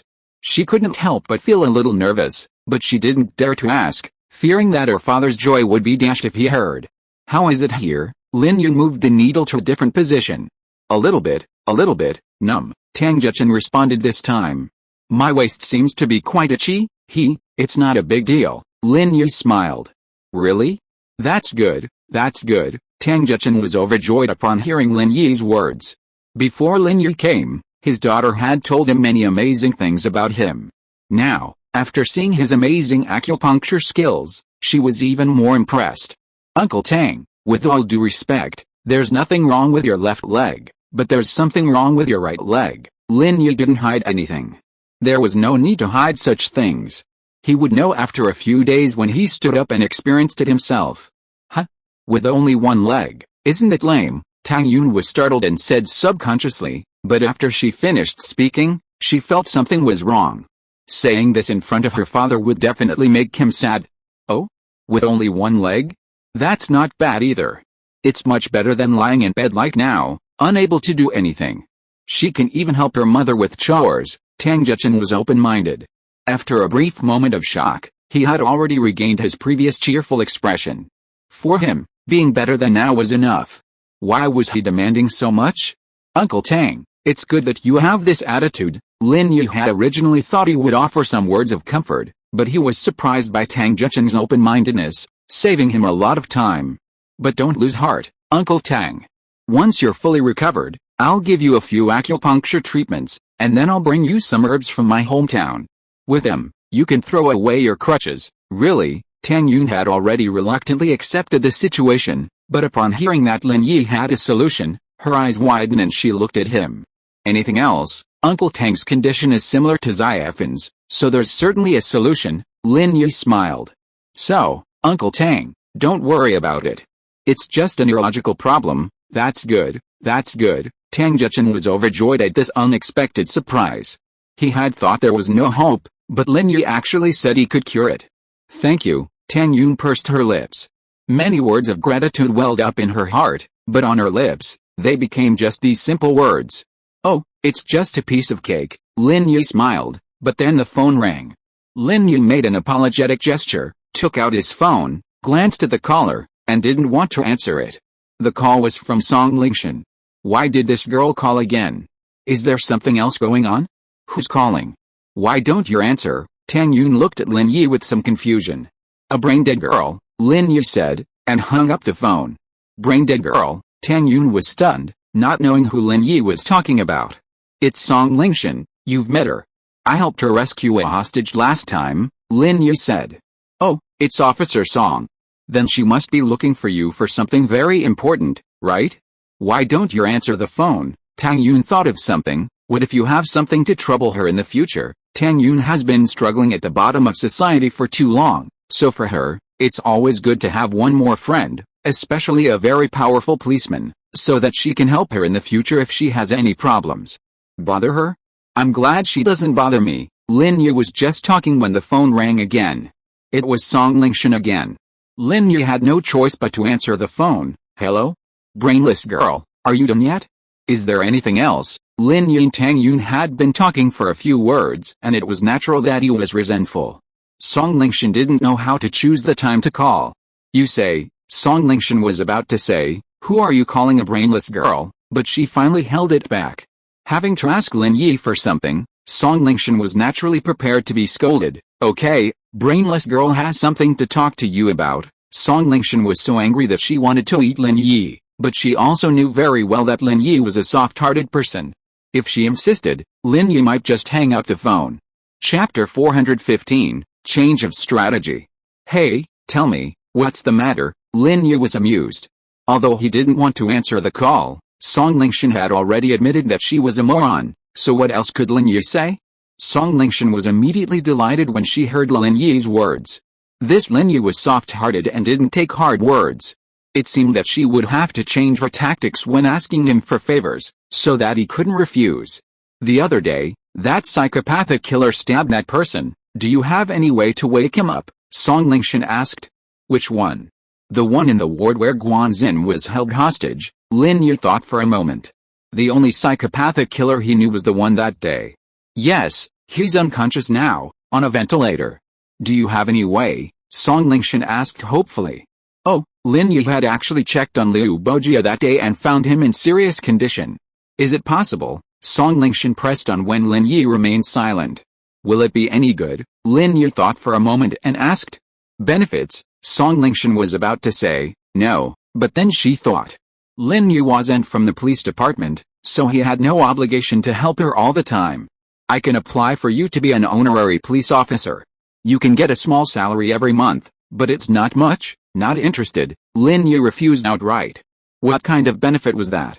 For that little salary, he would probably be forced to work as a soldier by Song Lingshan all day long. Then what benefits do you want? Song Lingshan asked. Write it down first. I can't think of any at the moment. Lin Yi didn't want any benefits at the moment, but he just said it casually. Helping Song Xiaoyu is actually helping Yang Huaijin. This must have been Yang Huaijin's advice to Song Lingshan. If he didn't help Song Lingshan, he had to give Yang Huaijin face. So he said, "Where's the patient? I'll go see, in the intensive care unit on the 12th floor. You'll see it as soon as you come up. We have someone at the door." Song Lingshan was still wondering what benefits Lin Yi would ask for, but she didn't expect Lin Yi to agree so casually. "Okay, wait for me." Lin Yi hung up the phone and said to Tang Yun, "Will you come up with me? You go get down to business, I won't get involved. I'll just stay downstairs with Dad." Tang Yun hesitated. Although Song Lingshan was beautiful and gave her a sense of urgency, it seemed that Lin Yi didn't like her at all, otherwise he wouldn't have constantly called her a moron. Besides, Lin Yi wasn't going there to have fun, he was busy with business.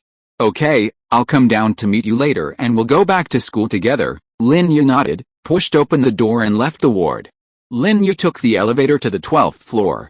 As expected, as soon as he got out, he saw 2 police officers sitting at the door of a ward. Lin Yi walked over quickly. "Mr. Lin Yi? Captain Song is waiting for you inside." The police officer at the door, receiving Song Lingshan's instructions, nodded to Lin Yi, signaling him to enter. Lin Yi entered the ward and saw a large ventilator with a person lying underneath. It was Liu Bojie from that day, emaciated and haggard. Song Lingshan stood helplessly beside the ventilator. Seeing Lin Yi enter, she hurriedly asked, "Lin Yi, do you have any solutions?" Lin Yi said nothing, but walked over and carefully examined Liu Bojie's condition. After a long moment, he slowly shook his head and uttered 3 words. "It's very troublesome, troublesome," but Lin Yi didn't say no. That meant there was a solution. The tension suddenly eased. Song Lingshan asked, "Do you have a solution?" "Yes, but I don't think it's worth it, a waste of energy." Lin Yi shook his head. Song Lingshan gritted her teeth. She didn't think Lin Yi was being arrogant. Dr. Yang had already explained the situation. The hospital had no solution at the moment. If Lin Yi had a solution, it would definitely be more than that. "Isn't it enough for this brain-dead girl to beg you?" Song Lingshan gritted her teeth and blurted out a few words. Song Lingshan was now sure that Lin Yi would give in to soft tactics and not to hard ones. Although the nickname of brain-dead girl made her want to die, and she wanted to drag Lin Yi to death with her, but in order to get Lin Yi to do something, Song Lingshan endured it and secretly swore in her heart that if Lin Yi fell into her hands one day, she would never let him have an easy time. "Oh, I'll try." Lin Yi was a little helpless. It was hard for him to refuse what Song Lingshan said, "But my medical skills are not good now. I can only wake him up, but I can't guarantee how long he can live. There are too many problems with his body." "You mean, you still have hope for him to recover, not just wake up briefly?" Song Lingshan heard the meaning of Lin Yi's words. "I can't, but my old man is almost there," Lin Yi said. "But my old man won't be here, so if you want him to die, I'll help you wake him up now. If you want to save him, don't move him for now, just let him lie down." Song Lingshan was a little embarrassed. It was right for her to find a clue as soon as possible, but if Lin Yi had any hope of curing Liu Bojie's injuries, she would rather not have this clue for now. Before, there was no way, and getting Liu Bojie to speak a few words was already great. But now that Lin Yi had a solution, she couldn't let an innocent person be sacrificed in vain. "Call me when you've made up your mind. I'm going home." Lin Yi knew what Song Lingshan was thinking and smiled. "Lunch break is limited, don't worry, wait until you have a solution, then treat him." Song Lingshan shook her head. Oh, Lin Yi was a bit surprised. He hadn't expected Song Lingshan to be so decisive.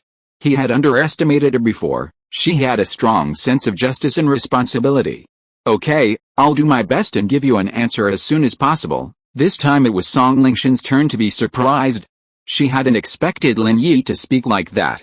Whenever she had approached Lin Yi before, he would either make excuses or try to do it. But this time, he took the initiative and said he would do his best, and as soon as possible. Song Lingshan was a bit overwhelmed. This change was too sudden, wasn't it? Could it be the effect of her previous soft attitude? It must be. He was really soft-hearted and didn't take hard words. "That brainless girl will be waiting for your call." Although Song Lingshan felt awkward and aggrieved to say this, fortunately, her men were all outside and no one saw her. She just treated it as a private conversation with Lin Yi. As long as this guy was really willing to help, It didn't matter if she was a little brainless. After all, he was really better than her. Lin Yi acted as if he didn't know Songlingshan. She had already called herself a brain-dead girl 3 times in just a short while. Was she even willing to call herself that just to get help? However, to dampen her pride, Lin Yi didn't bother to correct her. Alright, I'm leaving now. Chapter 416 Weird Analysis Report. Watching Lin Yi's departing back, Songlingshan finally exploded, gritting her teeth and waving her fists at the wall. Lin Yi, I'm going to punch you to death. You bastard. How dare you give me a nickname? Brain-dead girl. Brain-dead girl. You're the brain-dead girl. Bang, bang, bang, bang, bang. Songlingshan threw 5 punches at once, not stopping until her hands were painful. She walked out of the ward angrily. Her 2 men immediately sat there very straight. They also heard the noise in the room and knew that Songlingshan was angry, so no one dared to offend her at this moment. Fatty Lai couldn't believe his eyes. His old man actually woke up. Not only did he wake up, but he could also speak and eat. Dad, are you okay? Are you okay? Fatty Lai was so excited that he almost fainted. I'll go call the doctor, wait for me. Fatty Lai rushed out of the ward in 2 or 3 steps, shouting, Doctor? Where's the doctor? Come quickly, what's wrong? What happened? The doctor thought something had happened in the ward and rushed over.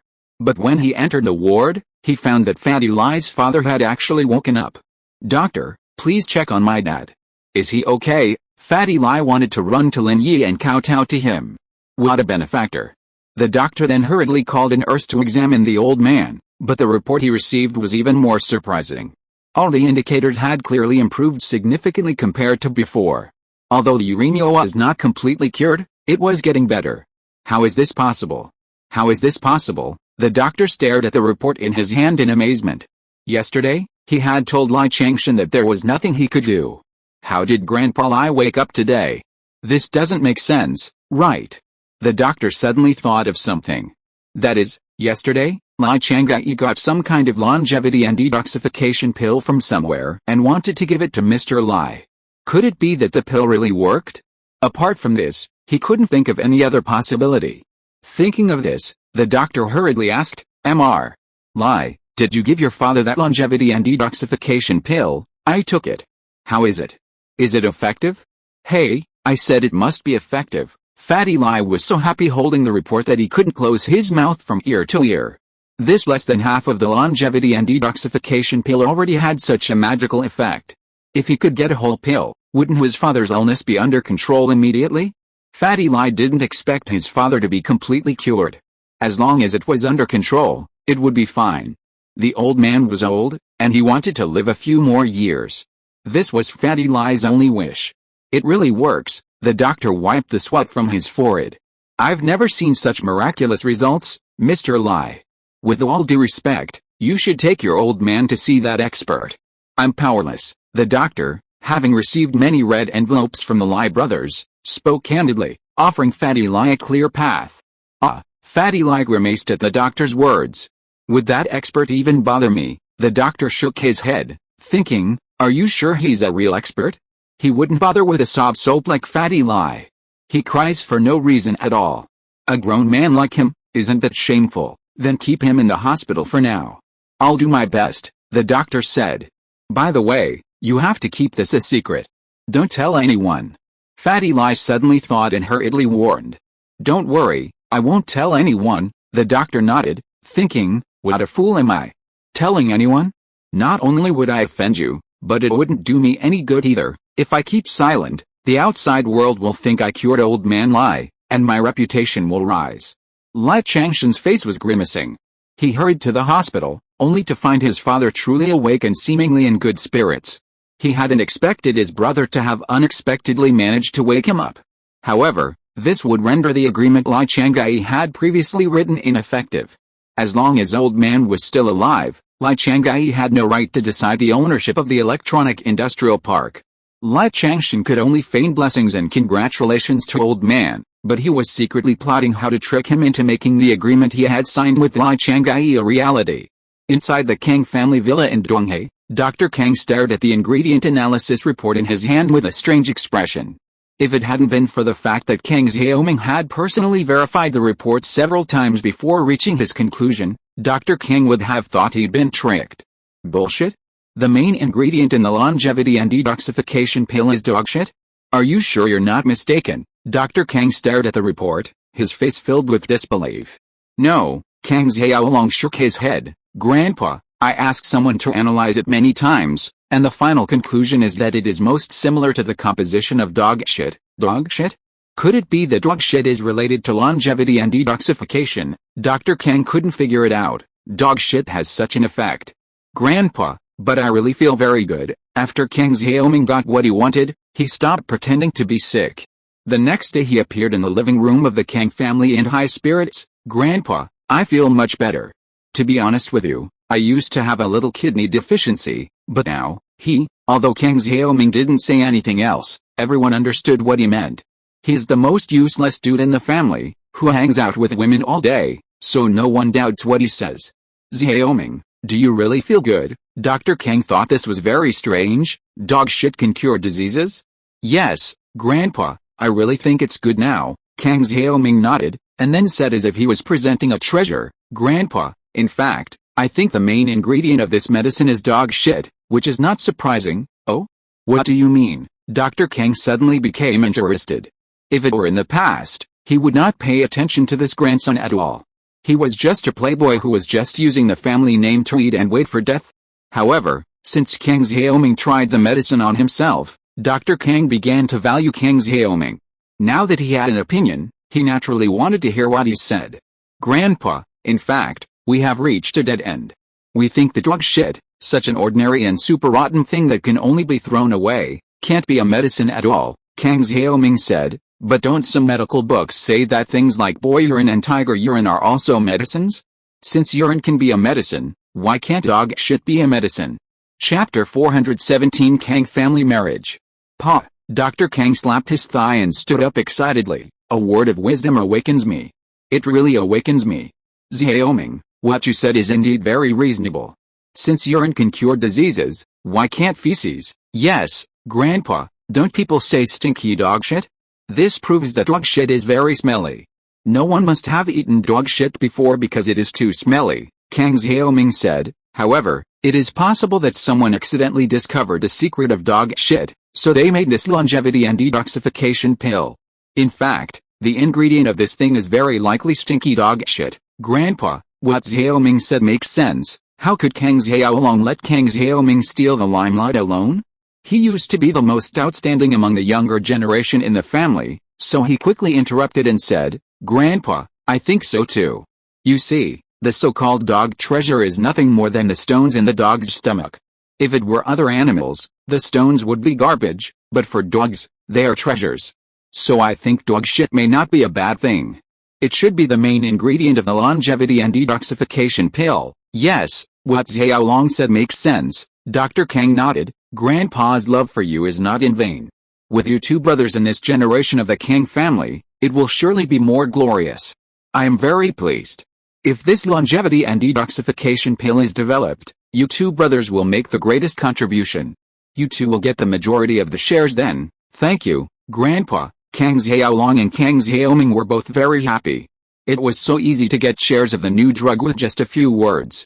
Okay, Xiaolong, arrange for someone to collect some dog shit, and we'll do an experiment, Dr. Kang ordered. Make a longevity and detoxification pill as soon as possible. This way, our Kang family's status will be elevated to a higher level. The previous gold wound medicine is nothing. No problem, Grandpa. I'll find someone to do this and implement it as soon as possible. Kang Xiaolong nodded in agreement. Well, very good, Dr. Kang said. There is another very important thing I want to talk about, and that is your lifelong event. Xiaolong, my lifelong event? What do you mean? Kang Xiaolong was stunned. I don't have a girlfriend yet. What lifelong event can I talk about? Kang Xiaolong was different from Kang Xiaoming. Kang Xiaoming was a playboy and changed girlfriends more frequently than he ate, but Kang Xiaolong was different. As the rising star of the third generation of the Kang family, he had been given too many hopes since he was a child. Although he also wanted to fall in love and find a girlfriend, he was a man with strong self-control and great ambition, so he decisively gave up on love. Even if there were girls who attracted him, He chose to give up. He was completely focused on academics, otherwise, he wouldn't have been able to successfully pursue his doctorate. This was all achieved through his own hard work, without leveraging the Kang family's influence. This was the main reason why he was so valued by Dr. Kang, so now that Dr. Kang mentioned his lifelong event, he was a little baffled. Haha, it doesn't matter whether you have a girlfriend or not. Grandpa has arranged a marriage for you. The girl is very beautiful, and they come from a large family. Xiao Long, what do you think? Dr. Kang asked. Isn't this a little too soon? Grandpa, I haven't even finished my doctorate yet. Kang Xiaolong was a little taken aback, feeling that things were a little too sudden. Don't be too happy. You have already studied for a doctorate, and many people take their children with them when they study for a doctorate. When your grandfather was your age, even your second uncle already had a child. Divine Dr. Kang waved his hand and said, Xiaolong, you must know that this family marriage is extremely important to the reputation of our Kang family in the upper class. Although our Kang family has been famous for its golden healing medicine over the years, it is just a merchant family that owns a magic formula. Although I, Grandpa, am called Divine Dr. Kang, that is just respect. In fact, Grandpa is not a magic doctor at all. Therefore, if the Kang family wants to join the ranks of big families, in addition to our own efforts, we must also marry into other families. Of course, those big families look down on us and disdain to marry with us, but some down-and-out families are very happy to do so. However, no matter how down-and-out they are, they were once big families and have a certain status and reputation. As long as we unite together, the Kang family will go further. It's all up to Grandpa. Kang Xiaolong hesitated for a moment and nodded. In this case, his marriage with the other side has become the bond for the family's success, and he has become a hero. His status in the Kang family will rise sharply in the future. This is a good thing for him. So Kang Xiaolong agreed after just a little hesitation. Grandpa, which family is it? The Xiao family of Yanjing, Dr. Kang said. Old man Xiao of the Xiao family was confused in his later years. He signed several deceptive contracts and almost lost most of the Xiao family's assets, making the Xiao brothers anxious. If they want to preserve the status of the Xiao family, they can only choose marriage. There is another sentence that Dr. Kang didn't say, that is, the Kang family now wants to join the ranks of the aristocratic families, and the two families just hit it off. Okay, I have no objection. Kang Xiaolong nodded in approval. Okay, since you agree, I've brought the girl's photo. Take a look at it. If it's okay, I'll give the betrothal gift, Dr. Kang said, then find a date to hold an engagement ceremony to finalize the matter. Our family's reputation can also be enhanced. Although the Xiao family is now broke, their previous connections in the business world are still there. Our Kang family's pharmaceutical group can use their connections to expand on a large scale. Okay. Grandpa will arrange it. Kang Xiaolong nodded. It didn't matter whether the girl was pretty or not. What mattered was that this marriage would confirm Kang Xiaolong's status in the Kang family. If she wasn't pretty, he would just accept it. If she was pretty, he would just pick her up. Here's the girl's photo. If you like what you see, go get in touch with her yourself. You young people should be able to get along, Dr. Kang said, and handed a photo to Kang Xiaolong. Although he's from a different family, the girl's father should not be underestimated. He also runs a pharmaceutical chain company in Songshan City, which happens to be a good helper for us. Kang Xiaolong was overjoyed when he heard this. He didn't expect that the girl's family was not bad either. This way, his status in the Kang family would be even stronger. After taking the photo, Kang Xiaolong glanced at it casually, but he couldn't take his eyes off it. The photo was taken casually, but the girl's outstanding appearance and elegant temperament attracted Kang Xiaolong at once. Kang Xiaolong didn't expect that his fiancée would be so beautiful, which made him stunned for a moment. Chapter 418 about Lin Yi.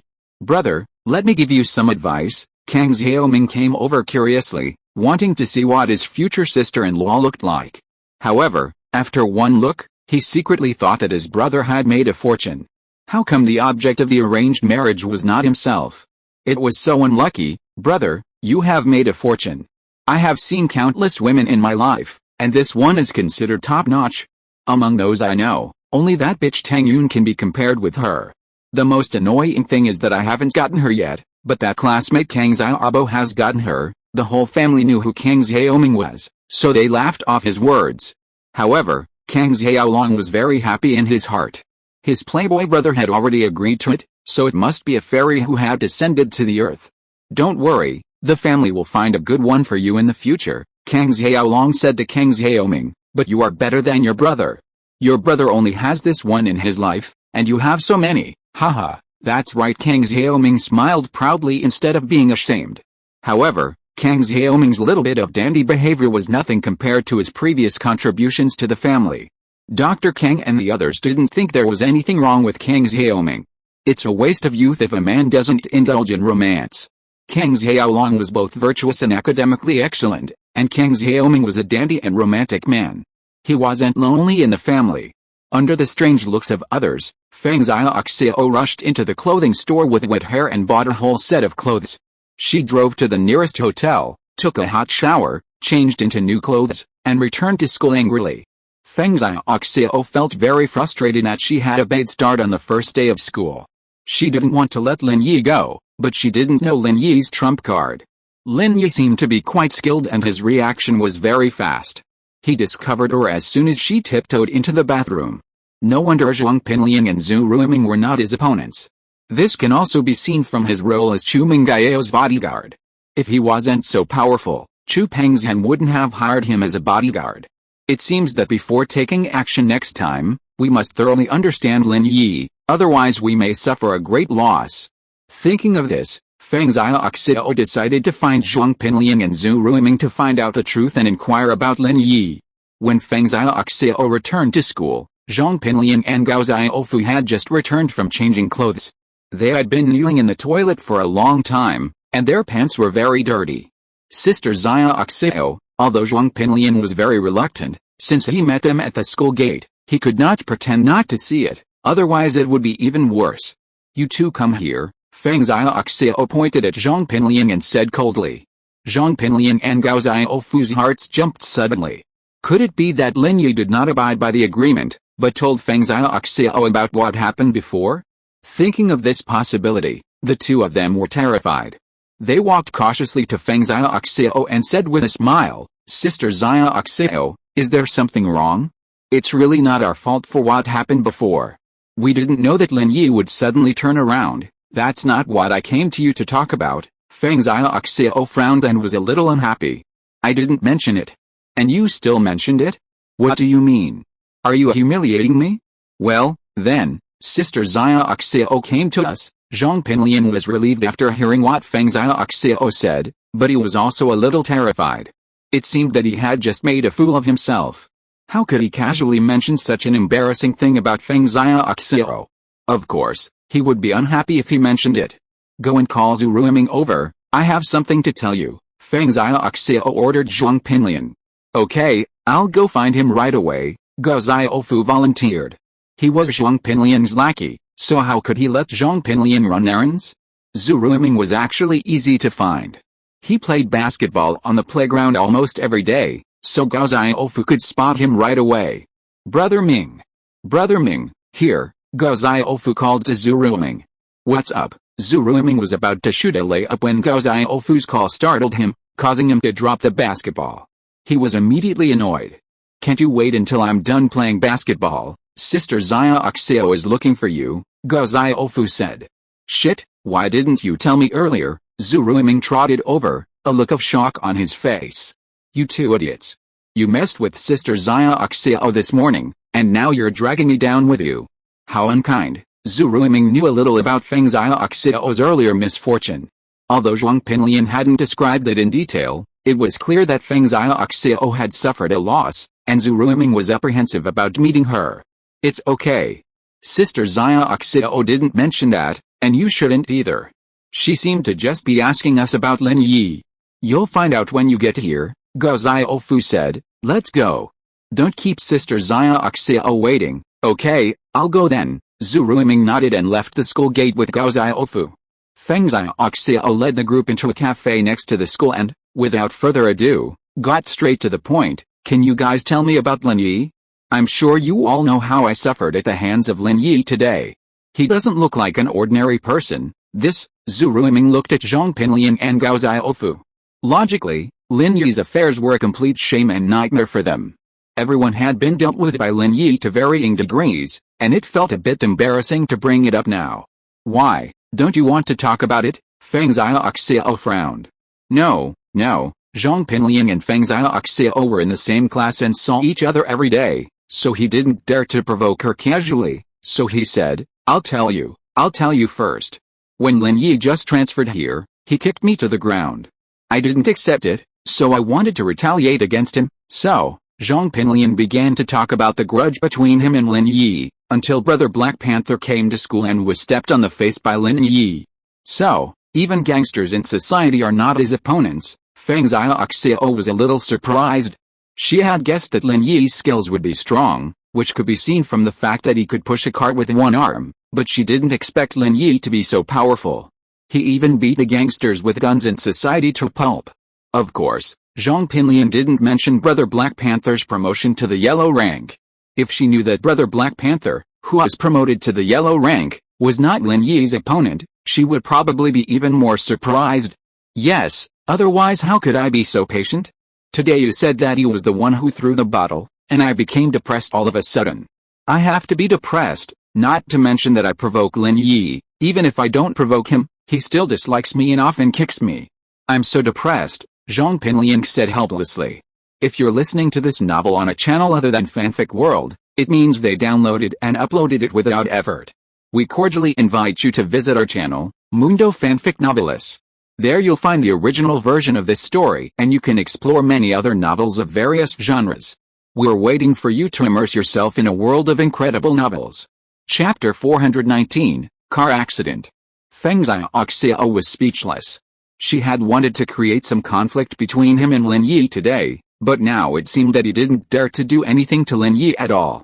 It's a bit embarrassing to say it, but that's the fact. In this school, even if you add the thugs in society, I dare say no one can do anything to that kid Lin Yi. He's not afraid of a gun, Zhong Pinliang comforted himself. Since Liangzi is not afraid of being embarrassed, I'll say it too. Zhu Ruiming sighed and began to complain like he knew everything. I was slapped by Lin Yi in front of so many classmates and in front of the Dean of Academic Affairs. What can I do? I can't beat him. This kid is very arrogant. Pengzhan Xiao felt a little dizzy. It seemed that her previous investigation was not enough. Lin Yi was so fierce, and she had to confront him head-on. How could that be possible? Now it seemed that a head-on confrontation would definitely not work. Although she was very ruthless and a little ruthless girl, Lin Yi was even more ruthless. After listening to what Zhong Pinliang and Zhu Ruiming said, Pengzhan Xiao was not sure what to do to Lin Yi. Lin Yi doesn't have any weaknesses, Pengzhan Xiao frowned. Do you know if Lin Yi has a weakness? Zhu Ruiming thought for a moment, then said somewhat gloomily. I think it might be Tang Yun. If you mess with Tang Yun, hey, Pengzhan Xiao sister, how about you research her and bring her out to me?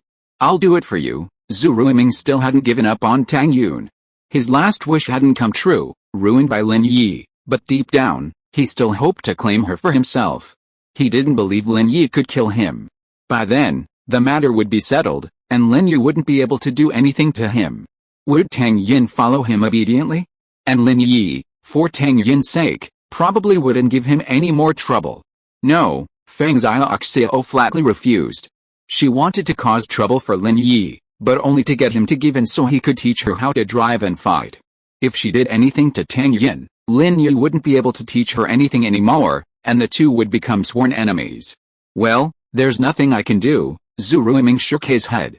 I don't have any good ideas either. Zhong Pinliang had no idea what Lin Yi's weaknesses were. If he had known, he would have taken action long ago. Why would he have waited until now? Pengzhan Xiao cursed the two losers inwardly. It was completely useless to call them here. What a waste of time. Lin Yi was driving Tang Yun back to school. Because time was a bit tight, he drove in the left fast lane. Unexpectedly, after getting on the overpass, he encountered a car driving the wrong way in front of him. Lin Yi frowned. There were cars on both sides, so changing lanes was impossible. The car was going too fast, which could easily lead to danger. Even if he didn't consider himself, he had to consider Tang Yun. Lin Yi turned on his high beams, trying to get the oncoming car to return to the oncoming lane. However, to Lin Yi's surprise, not only did the other car not slow down and turn back, But it also imitated Lin Yi and flashed its high beams. It was a modified xenon headlight. If it weren't for Lin Yi's good eyesight, anyone else would easily be temporarily blinded by the dazzle. Lin Yi had no choice. If this continued, the two cars would collide. Tang Yun screamed in terror. Lin Yi swerved to the right, then slammed on the brakes and pulled the parking brake. The van whipped around in a graceful arc, its rear end colliding with the side of the oncoming car. Although Lin Yi carefully controlled the angle and force of the impact, a loud thud was still heard. Tang Yun was unharmed. Zhu Xiandi had recently bought a brand new BMW, and his son had gotten him a custom license plate. It was quite impressive, SSBSB. Originally, Zhu Xiandi had wanted a license plate with all 8S, thinking Zhu Ruoguang's license plate, with number 8S or 6S in all foreign characters, was a bit awkward. But Zhu Ruoguang said that license plates like 888 and 00544 inches were outdated. License plates these days are all about individuality. Only a unique license plate can make you look impressive. Those 888 and 666 license plates on the street have long lost their former rate of turning heads, and now the one that has a rate of turning heads is this SBSBSB. Zhu Xiandi didn't think much about it. Since his son said that this license plate is very unique and cool, then let's use it. Unexpectedly, it was really cool after using it. The rate of turning heads on the road was close to 100%. Some people even took out their mobile phones to take pictures with envy, which satisfied Zhu Xiandi's vanity at once. There were even two car drivers on the street who were so excited after seeing their license plates that they crashed into each other. This gave Zhu Xiandi an indescribable sense of honor. Even when driving against traffic, many cars gave way to him, and no one dared to confront him head-on. But today he saw a blind man who crashed into his new car. Zhu Xiandi immediately got angry and jumped out of the car to pull Lin Yi's door. "Get the fuck out of here, you don't have eyes, do you? How can you drive? I have such a cool license plate, and you dare to crash into it?" Lin Yi was stunned. He didn't expect that the person driving against the traffic was so arrogant. He couldn't help but look at his license plate. When he saw it, he almost burst out laughing. This license plate was really unique. "What are you laughing at? Laughing is useless, little bastard. You crashed into my new car, take out 100,000 yuan, or don't even think about leaving." Zhu Xiandi was having a good time. He was planning to drive out for a walk when he had nothing to do, but he was hit by Lin Yi. How many days will it take for him to show off his cool license plate? "You crashed into my car when driving against the traffic? And you ask me for money?" Lin Yi looked at the familiar man in front of him speechlessly. Where had he seen him before? Although Lin Yi had a good memory, he wasn't particularly bothered by insignificant details, so he couldn't immediately recall who this insignificant figure was. "How much is this lousy van of yours worth? Don't think I don't know you deliberately bumped into me, and you're even trying to drift with me. I'm telling you, it's no use. If you don't pay me today, you can't leave." Zhu Xiandi wasn't short of money, but he was pissed off today, so he deliberately made things difficult for Lin Yi, who had caused him to crash into his fancy car. "Alright, stop wasting time. You had my car, and I don't care about your money. Let's go our separate ways." "I'm in a hurry." Lin Yi got out of his van and looked at it. He saw nothing serious, just a dent in the back, so he whacked it a few times with his hands, straightening the sheet metal. "What do you mean by that? Do you have the energy to scare me?" Zhu Xiandi was slightly taken aback by Lin Yi's actions, then pointed at him and shouted. Chapter 420 I really don't dare to do it. "How?" Lin Yi shrugged. "I just flattened the sheet metal on my own car. How can I be scaring you? Just wait. If you dare, don't leave." Zhu Xiandi snorted coldly, then took out his phone and started making a call. "Ruoguang, where are you?" "I'm in the North District, on South Titanium Road. My car was hit by someone, and this guy refused to pay and even punched the car to scare me." "Okay, I'll wait for you. Hurry up." Lin Yi frowned. Since this guy was going to keep pestering, he might as well deal with it. Lin Yi also took out his phone and called Song Lingshan. Song Lingshan was surprised to hear Lin Yi call, thinking that he had come up with a solution so quickly. She answered the phone with some surprise. "Lin Yi? You figured it out?" "No, someone hit me while driving the wrong way." "Come over and take a look," Lin Yi said calmly. "I hit you? Are you okay?" Song Lingshan was slightly stunned. She needed help from Lin Yi now. If Lin Yi got hurt, The rescue would be in vain. I'm fine. The other party wanted to blackmail me and even sent someone to scare me, Lin Yi said. You're still looking for me for this? Can't you solve it yourself? Song Lingshan was a little angry and amused after hearing what Lin Yi said. You're looking for me for such a thing? Aren't you quite capable? Okay, I'll smash his car and beat him up, Lin Yi said. Song Lingshan couldn't help but smile bitterly. Okay, wait for me, I'll go there now. If Lin Yi hit people and smashed cars, he would probably end up in the police station. Then he might be in trouble, so Song Lingshan had to agree. Natajin Road, Lin Yi smiled. If their men arrive before you, I'll have no choice but to take action. Okay, I get it, Song Lingshan snorted. Afraid that Lin Yi would act rashly and get her into trouble, Song Lingshan had no choice but to add, don't be impulsive. That idiot girl is here. Oh, okay. Lin Yi only now realized that Song Lingshan had a lovely side. This violent, idiot girl didn't have any redeeming qualities. It's no use calling anyone. I'm telling you, you're dead today. Don't even think about leaving unless you bid 100,000 yuan. Zhu Xiandi pointed at Lin Yi and threatened him arrogantly. This was his new BMW, and he hadn't even driven it for half a month when Lin Yi hit it. The headlights were shattered, leaving him heartbroken. He had to make Lin Yi pay a price.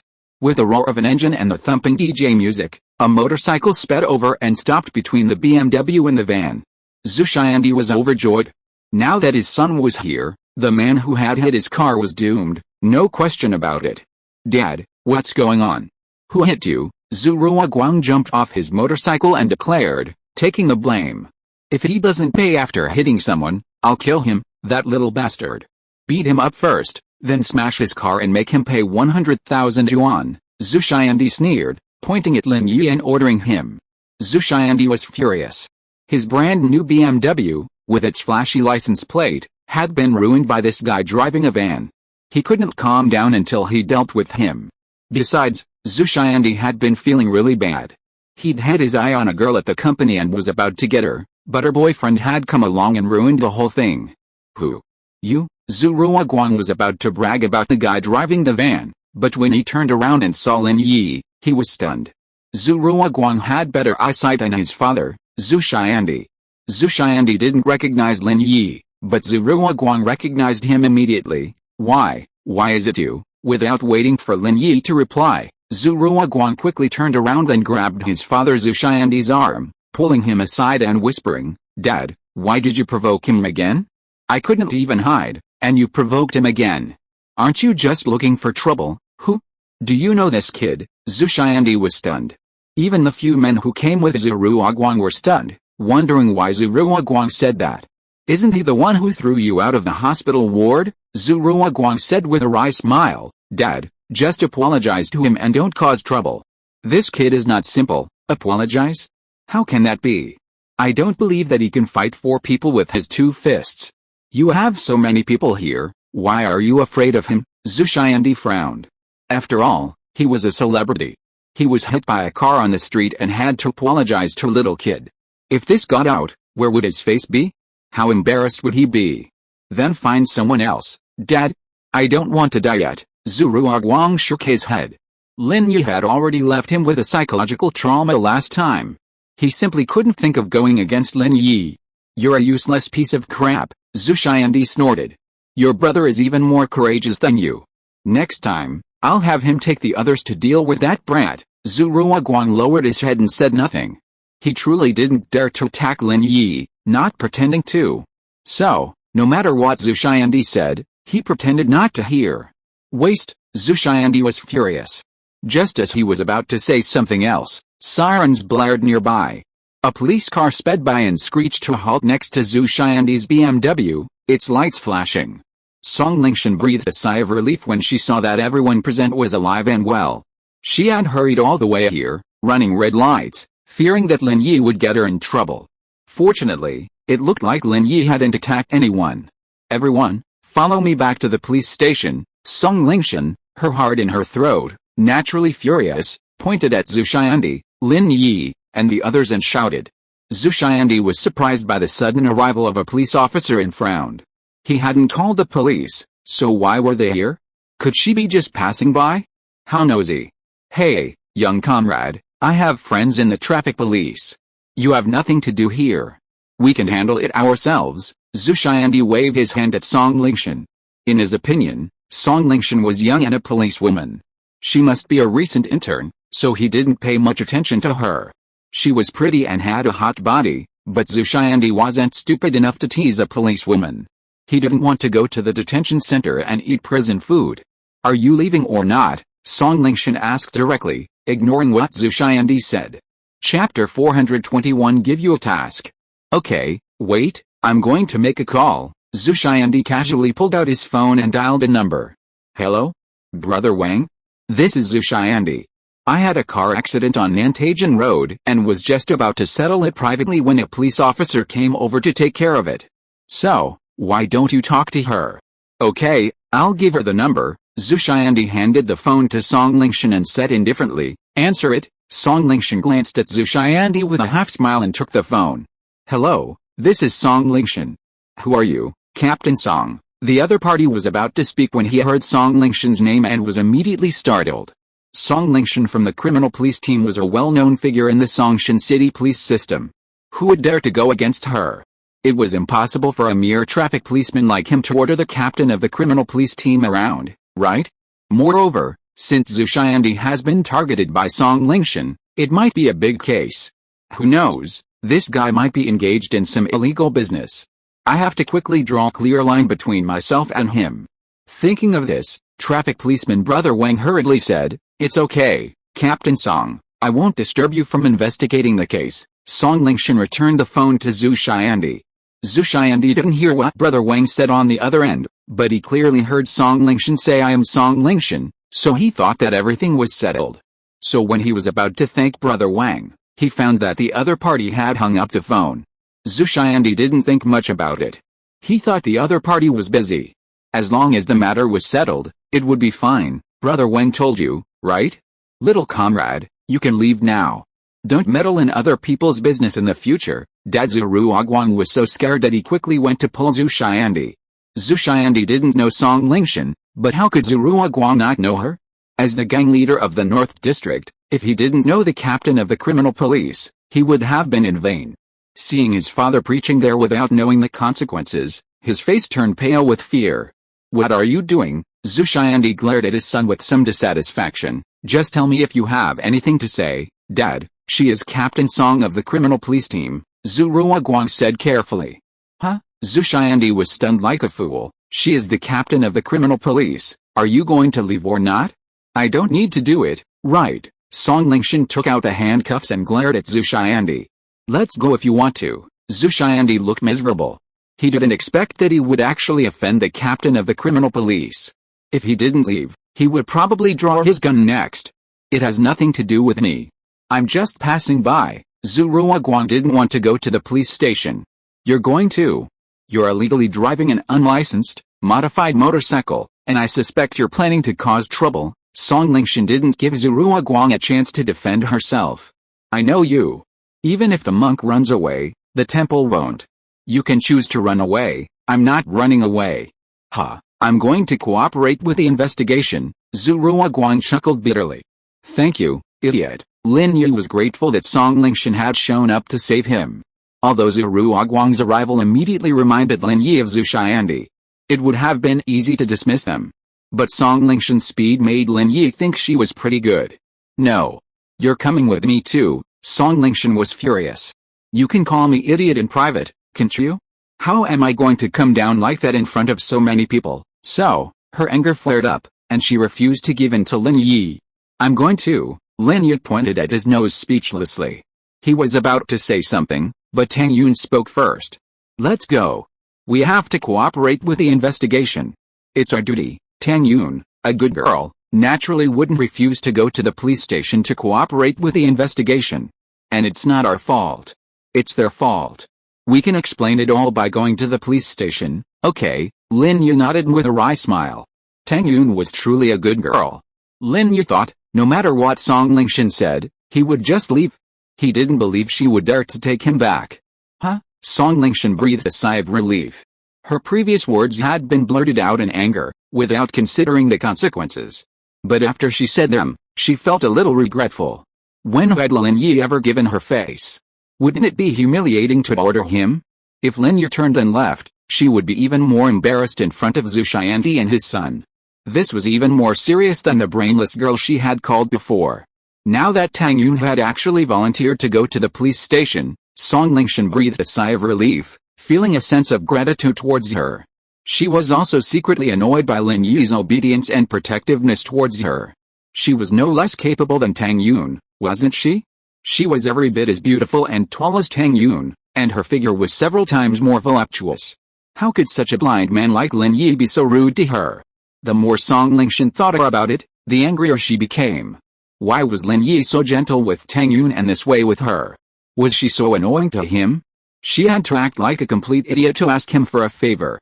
You guys drive behind. Song Lingshan got in the police car and told Lin Yi, Zhu Xiandi, and the others to follow, their lights flashing all the way to the police station. Zhu Xiandi, unaware of Lin Yi and Song Lingshan's relationship, was instantly delighted when he heard Lin Yi call her a complete idiot. This was going to be fun. Was Lin Yi going to get a beating? However, Zhu Xiandi still wasn't about to let Lin Yi off so easily.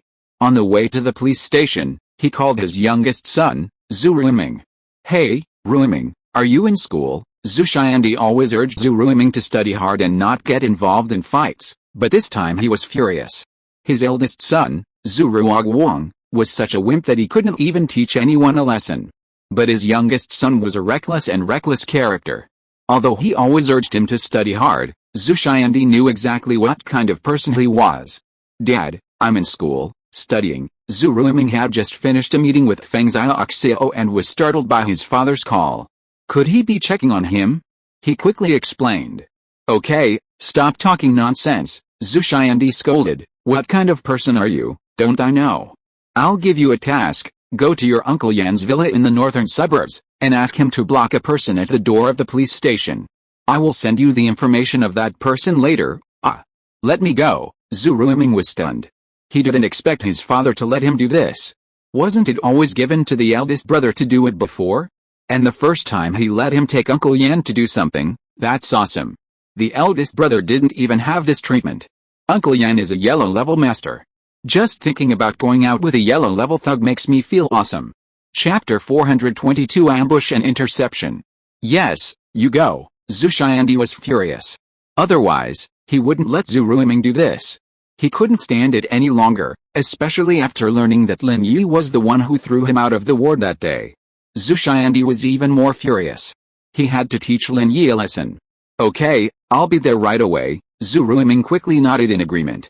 In his heart, he was thinking, if only he could take Yan Bo with him to teach Lin Yi a lesson. With Yan Bo's help, wouldn't be beating up that brat Lin Yi be a piece of cake?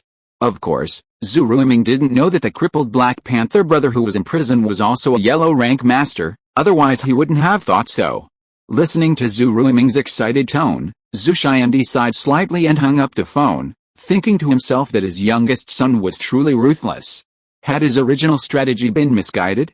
It would have been a good idea to let the older son study hard while the younger one ventured into society, but now that it was wrong, he could only make the best of it. Yan Bo didn't use a cell phone, not even a phone in his room, like a reclusive master. Otherwise, Zhu Ruiming wouldn't have needed to personally invite him. But Zhu Xiandi didn't mind. Experts always have some differences, and it was normal for a yellow-level expert like Yan Bo to be different. And Yan Bo's considerations were correct. As a fugitive, he was right to remain secluded, avoiding detection by those with ulterior motives. Zhu Ruiming sprinted out of the school, hailed a taxi, and quickly headed for his villa in the northern suburbs. Yan Bo knew Zhu Ruiming, and upon hearing that it was Zhu Xiandi's order, he didn't question him. He immediately put on a laburnum hat and hurried out with Zhu Ruiming. Yan Bo, a Wong-level master, roamed the sect and society, constantly committing robberies to fund his sect. However, after one incident, he was wanted by the police and fortunately rescued by Zhu Xiandi. He then stayed in Songshan City, promising to perform 3 tasks for Zhu Xiandi before leaving. He had already completed 2, and now, the final one, would allow him to leave and resume his robbery. Zhu Ruiming's phone pinged with a message from Zhu Xiandi, revealing a license plate number and the make of a van. After Zhu Ruiming shared this with Yan Bo, the two of them set up camp on a road in front of the police station, a common route for vehicles. Upon arriving at the station, Song Lingshan didn't harass Lin Yi. Perhaps she knew Lin Yi didn't care about her and was only there because of Tang Yun, so she simply took Lin Yi's statement and let him and Tang Yun leave. Sister Lingshan is a nice person. Why do you always call her that? Tang Yun was puzzled by Lin Yi's callousness. Wasn't Lin Yi too bold? He actually dared to call Song Lingshan a moron. The strangest thing was that, though angry, Song Lingshan didn't refute him. Oh, she's too troublesome. She's always asking me for help. Lin Yi shrugged, not saying anything more on the subject. Suddenly, the jade pendant on his chest jumped twice. Lin Yi's face changed, and he slowed the car. It's dangerous, it's dangerous. Tang Yun was stunned, but before she could ask anything, a figure floated over and stood not far in front of Lin Yi's car. Early yellow rank? Lin Yi's mind flickered, and he knew the other person's strength level. However, he didn't know why this early yellow rank expert was here. It seemed like he was here to find him, but who had sent him? Li Chihua? Obviously, that couldn't be possible. He had already killed his late yellow rank expert.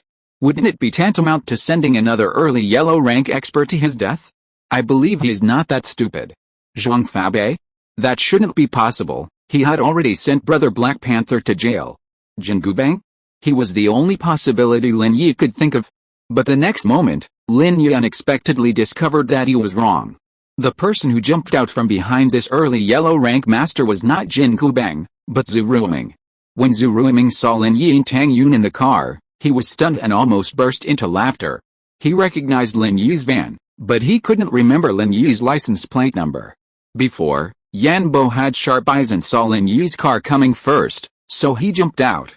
It was not until now that Zhu Ruiming knew that the person his father asked him to intercept was Lin Yi.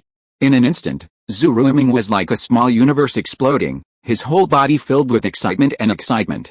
He was worried about how to deal with Lin Yi before, and fantasized about asking Yan Bo for help, but Zhu Ruiming also knew that it was basically impossible. He didn't expect it to become a reality now. Haha, Lin Yi?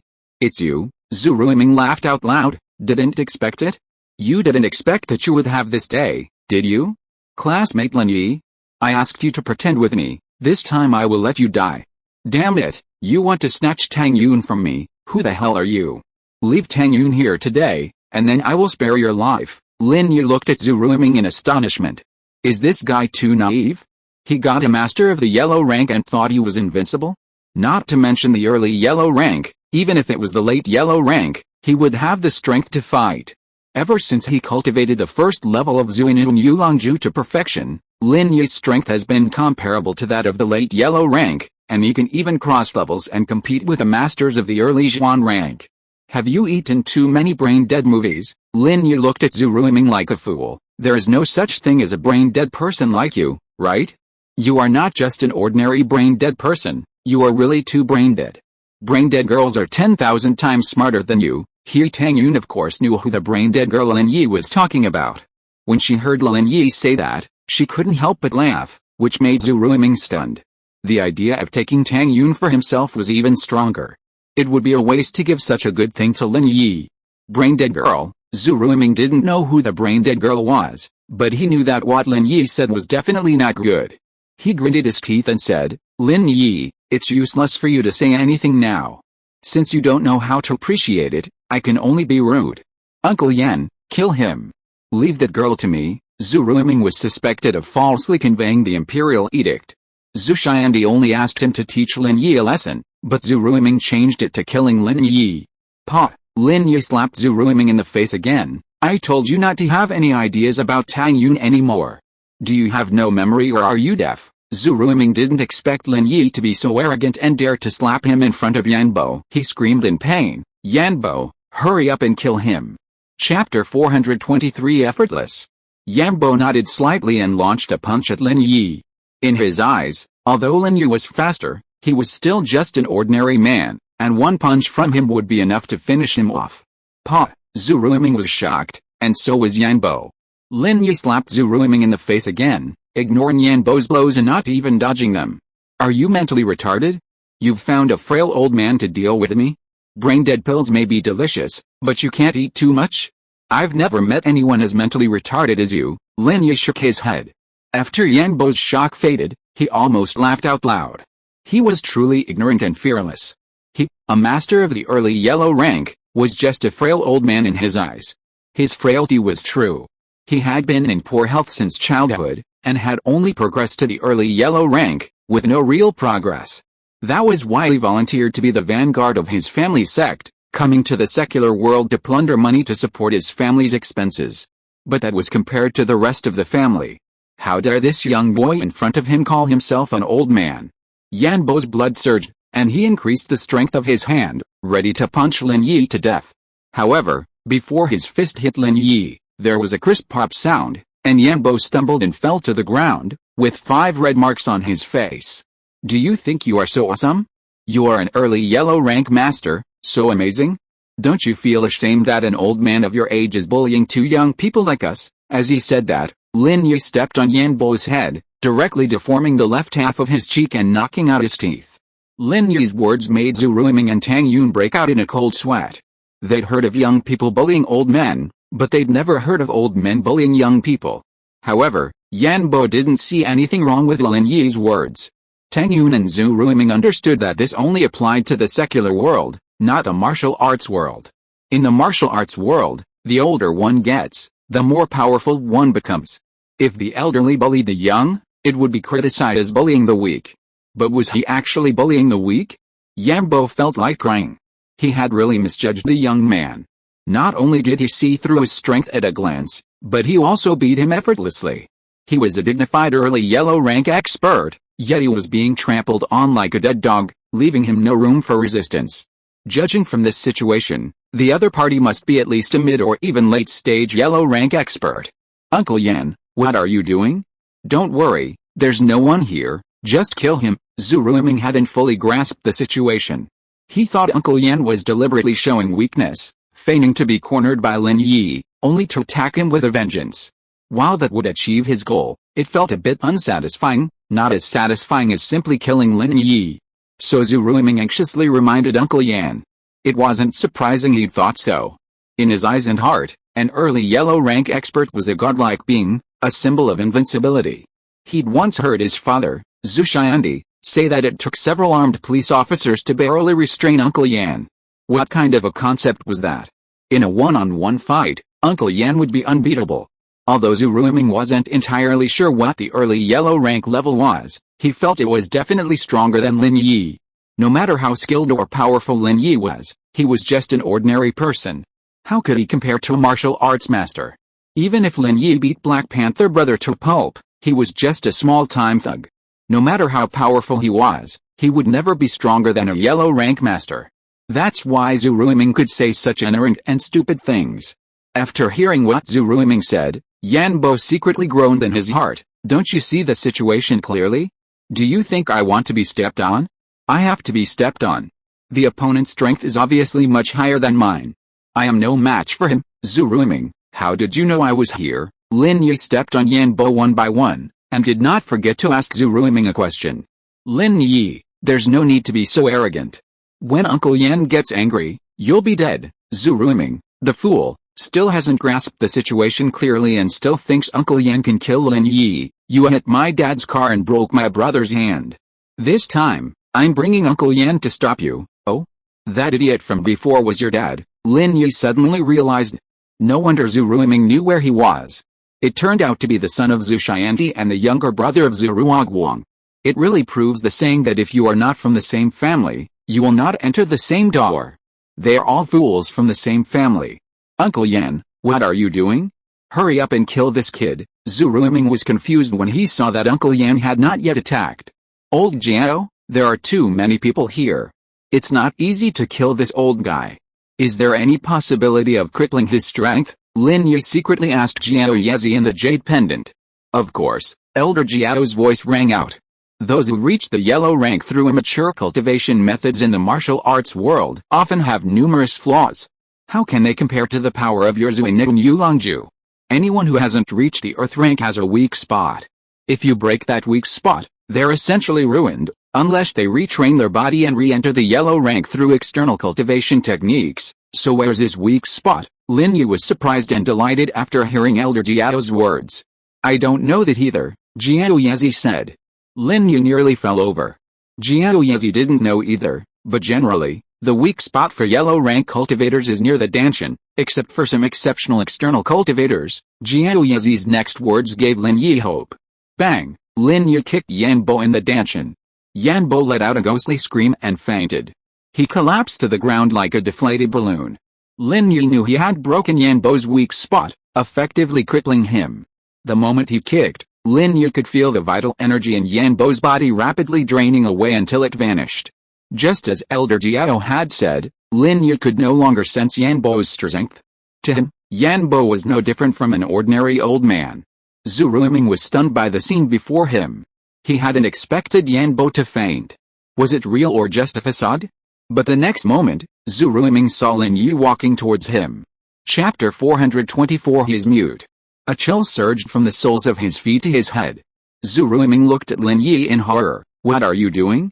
Don't come over here, Pa. Another slap landed on Zhu Ruiming's face. This time, Lin Yi increased the force, knocking out all of Zhu Ruiming's teeth on the right side and tearing the corner of his mouth. You killed Uncle Yan. Although Zhu Ruiming found it incredible, an early yellow rank expert was a godlike existence. How could he be killed by a few kicks from Lin Yi? How could this be possible? No, I'm not like you, daring to kill me at every turn. I'm actually very timid, Lin Yi said, and slapped Zhu Ruiming's face again.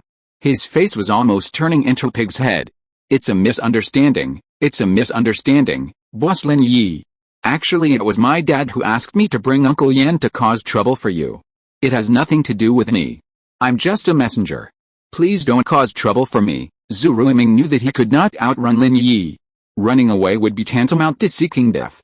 He had no choice but to kneel on the ground with a thump. Boss Lin Yi, it's really none of my business. That's not what I'm talking about. Lin Yi shook his head. I'm talking about you having ideas about Tang Yun. Lin Yi stepped on Zhu Ruiming's face, and Zhu Ruiming let out a shrill scream. I told you that Tang Yun is my woman, and you still have ideas about her?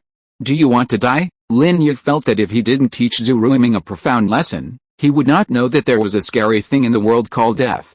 Zhu Ruiming screamed, clutching his head. Boss Lin Yi, I won't do it again. I won't do it again. I've been possessed by a demon. I won't dare to go after Tang Yun again. Please let me go, Lin Yi, stop kicking me. Someone's going to die. What should I do? Tang Yun had been terrified by Lin Yi's madness, but she was still heartbroken that Lin Yi would do this for her. With Lin Yi by her side, he would protect her no matter what dangers they faced. However, although Tang Yun hated Zhu Ruiming, beating him to death was out of her mind. She didn't want Lin Yi to go to jail for this, so she quickly stopped him. Hey, he won't die. Far from it. At most, he'll be stepped on like an idiot. But that saves him money on drugs. He won't have to spend money on brain-dead pills all day, just turning himself into a lunatic. Lin Yi smiled. No. I don't want to become an idiot, boss Lin Yi. Please let me go. Zhu Ruiming was on the verge of tears. Becoming an idiot would be worse than death. Get lost, Lin Yi said flatly. I'm the one getting lost. I'm getting lost right now. Zhu Ruiming didn't dare get up and run. Who knew if Lin Yi would exploit the situation again? To prevent Lin Yi from finding fault, Zhu Ruiming actually began rolling on the ground. Tang Yun couldn't help but laugh at Zhu Ruiming's expression. She didn't quite agree with Lin Yi's use of violence, but she had to admit that today was a relief. She felt relieved. If it weren't for Lin Yi, she would still have to endure Zhu Ruiming's teasing and flirting every day. Who knows, one day she'd fall for him. Lin Yi looked at Yan Bo lying on the ground, pulled out his phone, and called Song Lingshan. Song Lingshan had just escorted Zhu Xianti and Zhu Ruoguang to the nearby traffic police station. They didn't appear to have committed any criminal offenses, just traffic violations, which Song Lingshan couldn't control, so she handed them over. Just as she returned to the office, her phone rang. Seeing Lin Yi on the caller ID, Song Lingshan frowned. Had Lin Yi gotten into trouble again? Song Lingshan didn't believe that Lin Yi had found a way to cure Liu Bojia so quickly. The only possibility was that he had something to ask her. Rubbing her aching temple, she reluctantly answered the phone. Lin Yi, what's the matter? I was stopped by someone when I came out of the police station. He has been subdued. Come and take him away, Lin Yi said. Huh? You were stopped by someone? Who? Song Lingshan was stunned. Is it sent by Zhu Xianti? Lin Yi said lightly. Hurry up, just walk along the road in front of the police station and you will see me." After that, Lin Yi hung up the phone. Song Lingshan was so angry that she wanted to curse. "Are you ordering me? How dare you order me?" Song Lingshan was furious, but she couldn't help but go. She got up, went downstairs, and drove all the way to find Lin Yi. "Isn't that an old man? Was he sent by Zhu Xiandi? Did you hit him with your car?" Song Lingshan suspected that Lin Yi had accidentally hit someone and was blaming Zhu Xiandi, claiming the innocent old man was his subordinate. "Could he have stopped you, an early yellow rank expert?" Lin Yi shrugged. "Can you be any more stupid, early yellow rank?" Song Lingshan's mouth dropped open in surprise. She took a closer look at the old man's face, her expression suddenly changing. Wanted criminal. The man before her was a wanted criminal. As the captain of the criminal police, Song Lingshan often pulled out photos of wanted criminals, so the old man in front of her quickly matched her mind. Yang Qian, a fugitive on the run for robbery and murder, had been wanted for over 2 years. No trace had been found, and yet here he was. He must be a wanted criminal, right? Lin Yi saw Song Lingshan's expression and had a pretty good guess. "That's right," Song Lingshan nodded, a flicker of joy in her eyes. Lin Yi had somehow managed to catch a wanted criminal. Yang Qian was indeed an early yellow rank expert, but it looked like Lin Yi had crippled him, almost as bad as Black Panther. Lin Yi casually slapped Yang Qian twice, waking him up. Yang Qian's face couldn't hide his sorrow and pain. He, a formidable early yellow rank expert, had been crippled so easily? Could such a formidable figure exist in the secular world these days? Judging from Lin Yi's age, he must have been only 20. Snap! Song Lingshan produced the handcuffs and handcuffed Yang Qian. Although she didn't sense any danger, Yang Qian was still an early yellow rank expert, so Song Lingshan didn't dare to neglect him. "Alright, I'm leaving." Seeing that there was nothing left for him to do, Lin Yi prepared to leave with Tang Yun. "Wait, come back with me to take the statement." Song Lingshan tried to stop Lin Yi. "Why not just say you caught him yourself? This wouldn't be the first time." Lin Yi was naturally too lazy to go back with Song Lingshan. But what about the prisoner's confession? Song Lingshan thought to herself. If I say I caught him, what if Yang Qian talks nonsense? Lin Yi casually patted Yang Qian's neck a few times, then said, "Okay, he's speechless and can't speak anymore." Chapter 425 What to do? Huh? Song Lingshan was stunned, staring at Lin Yi in astonishment. Although she was also a yellow rank expert and had suspected Lin Yi might be one, she had never seen anything like this miraculous skill. Just 2 random slaps, and this guy became mute?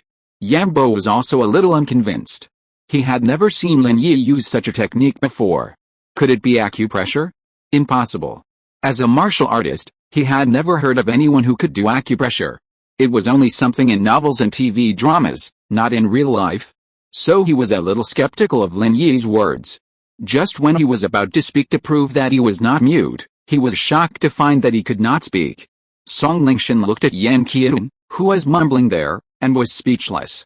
It seemed that this man had really been mute by Lin Yi. How terrifying. Just a few random slaps, and he became mute? Oh, right, he can still write. How about I make him an idiot? Lin Yi suddenly thought of this. Yang Qian shook his head frantically after hearing Lin Yi's words. What a joke. Making himself an idiot? What was the point of living then? He still had to pass on the news to his family. As for who had arrested him, he really didn't want to talk to the police anymore. He was going to die anyway, so talking anymore would just be a waste of words. Look, he said he wouldn't say anything. Okay, that's fine. I'm leaving. Lin Yi couldn't bring himself to make Yang Qian look like an idiot in front of Song Lingshan. He shrugged and pulled Tang Yun into the car. Song Lingshan gave Lin Yi a complicated look, then took Yang Qian into the police car and quickly drove back to the police station. As Song Lingshan escorted Yang Qian into the station, they happened to run into Zhu Xiandi and his son, who were leaving the station after receiving a fine at the traffic police station. Zhu Xiandi was startled to see Song Lingshan escorting Yang Qian, his eyes flashing with shock and fear. How had Song Lingshan captured Yanbo? Did he ask Zhu Ruiming to take him to intercept Lin Yi? Why, Mr. Zhu knows this fugitive who committed murder and robbery. Song Lingshan glanced at the astonished Zhu Xiandi. She naturally knew that Yang Qian was found by Zhu Xiandi, but Zhu Xiandi would not admit such a thing without evidence.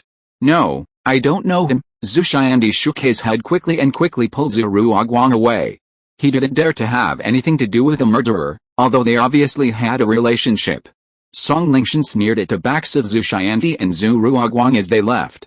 When she turned around, she ran into Liu Wangli. "Captain Song, did you catch someone? He is so old, what crime did he commit?" Liu Wangli asked after taking a look at the prisoner in Song Lingshan's hand. "Yan Qian, a fugitive convicted of robbery and murder," Song Lingshan said to Liu Wangli calmly. "I'll leave it to you, Captain Song. You've captured Yan Qian." Liu Wangli's eyes widened, his admiration for Song Lingshan captivating.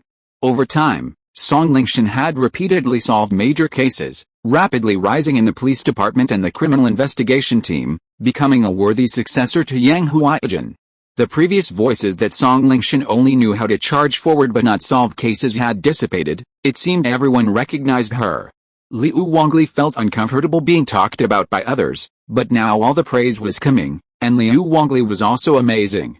This time, Song Lingshan had even brought back a wanted criminal, making him even more proud. However, Song Lingshan was the only one with a complicated mindset. What exactly was her relationship with Lin Yi? Was it a partnership or a rivalry? It's really hard to explain. Zhu Xiandi and Zhu Ruoguang returned to the car. Zhu Xiandi clutched his heart in fear. "Ruoguang, am I seeing right? Is that man Uncle Yan?" "It's Uncle Yan," Zhu Ruoguang nodded. "How did he get captured by Song Lingshan? Isn't he an early yellow rank expert?" "I don't know either. Let me call Ruiming first." Zhu Xiandi was also anxious to get to the bottom of the matter. "Hello? Ruiming? What happened to you? Why was Uncle Yan captured by the police?" Zhu Xiandi called Zhu Ruiming and asked a rapid-fire series of questions before he could even begin to speak. "Dad, something terrible has happened." Zhu Ruiming was also terrified. He was hiding at home, not even daring to go to school. "That guy's called Lin Yi, he's from our school, and he's an expert. He slapped Uncle Yan and knocked him down with one slap, and then kicked him to death with a few kicks." "What? That guy is so powerful." Zhu Xiandi was shocked when he heard Zhu Ruiming's words. The most shocking thing was that Zhu Ruiming actually knew Lin Yi. "He's a bully in our school, and no one dares to mess with him now," Zhu Ruiming said with tears in his eyes. "He has always disliked me, and today I brought Yan Bo to cause trouble for him. You have hurt me so badly. Dad, I don't even dare to go to school." Zhu Xiandi's face turned pale. He knew Yan Bo's strength very well. What kind of strength must someone have to be able to knock Yan Bo down easily? How could he have provoked such a person? Thinking about it, Zhu Xiandi felt scared. If Lin Yi really wanted to kill him, it would be no more difficult than crushing an ant.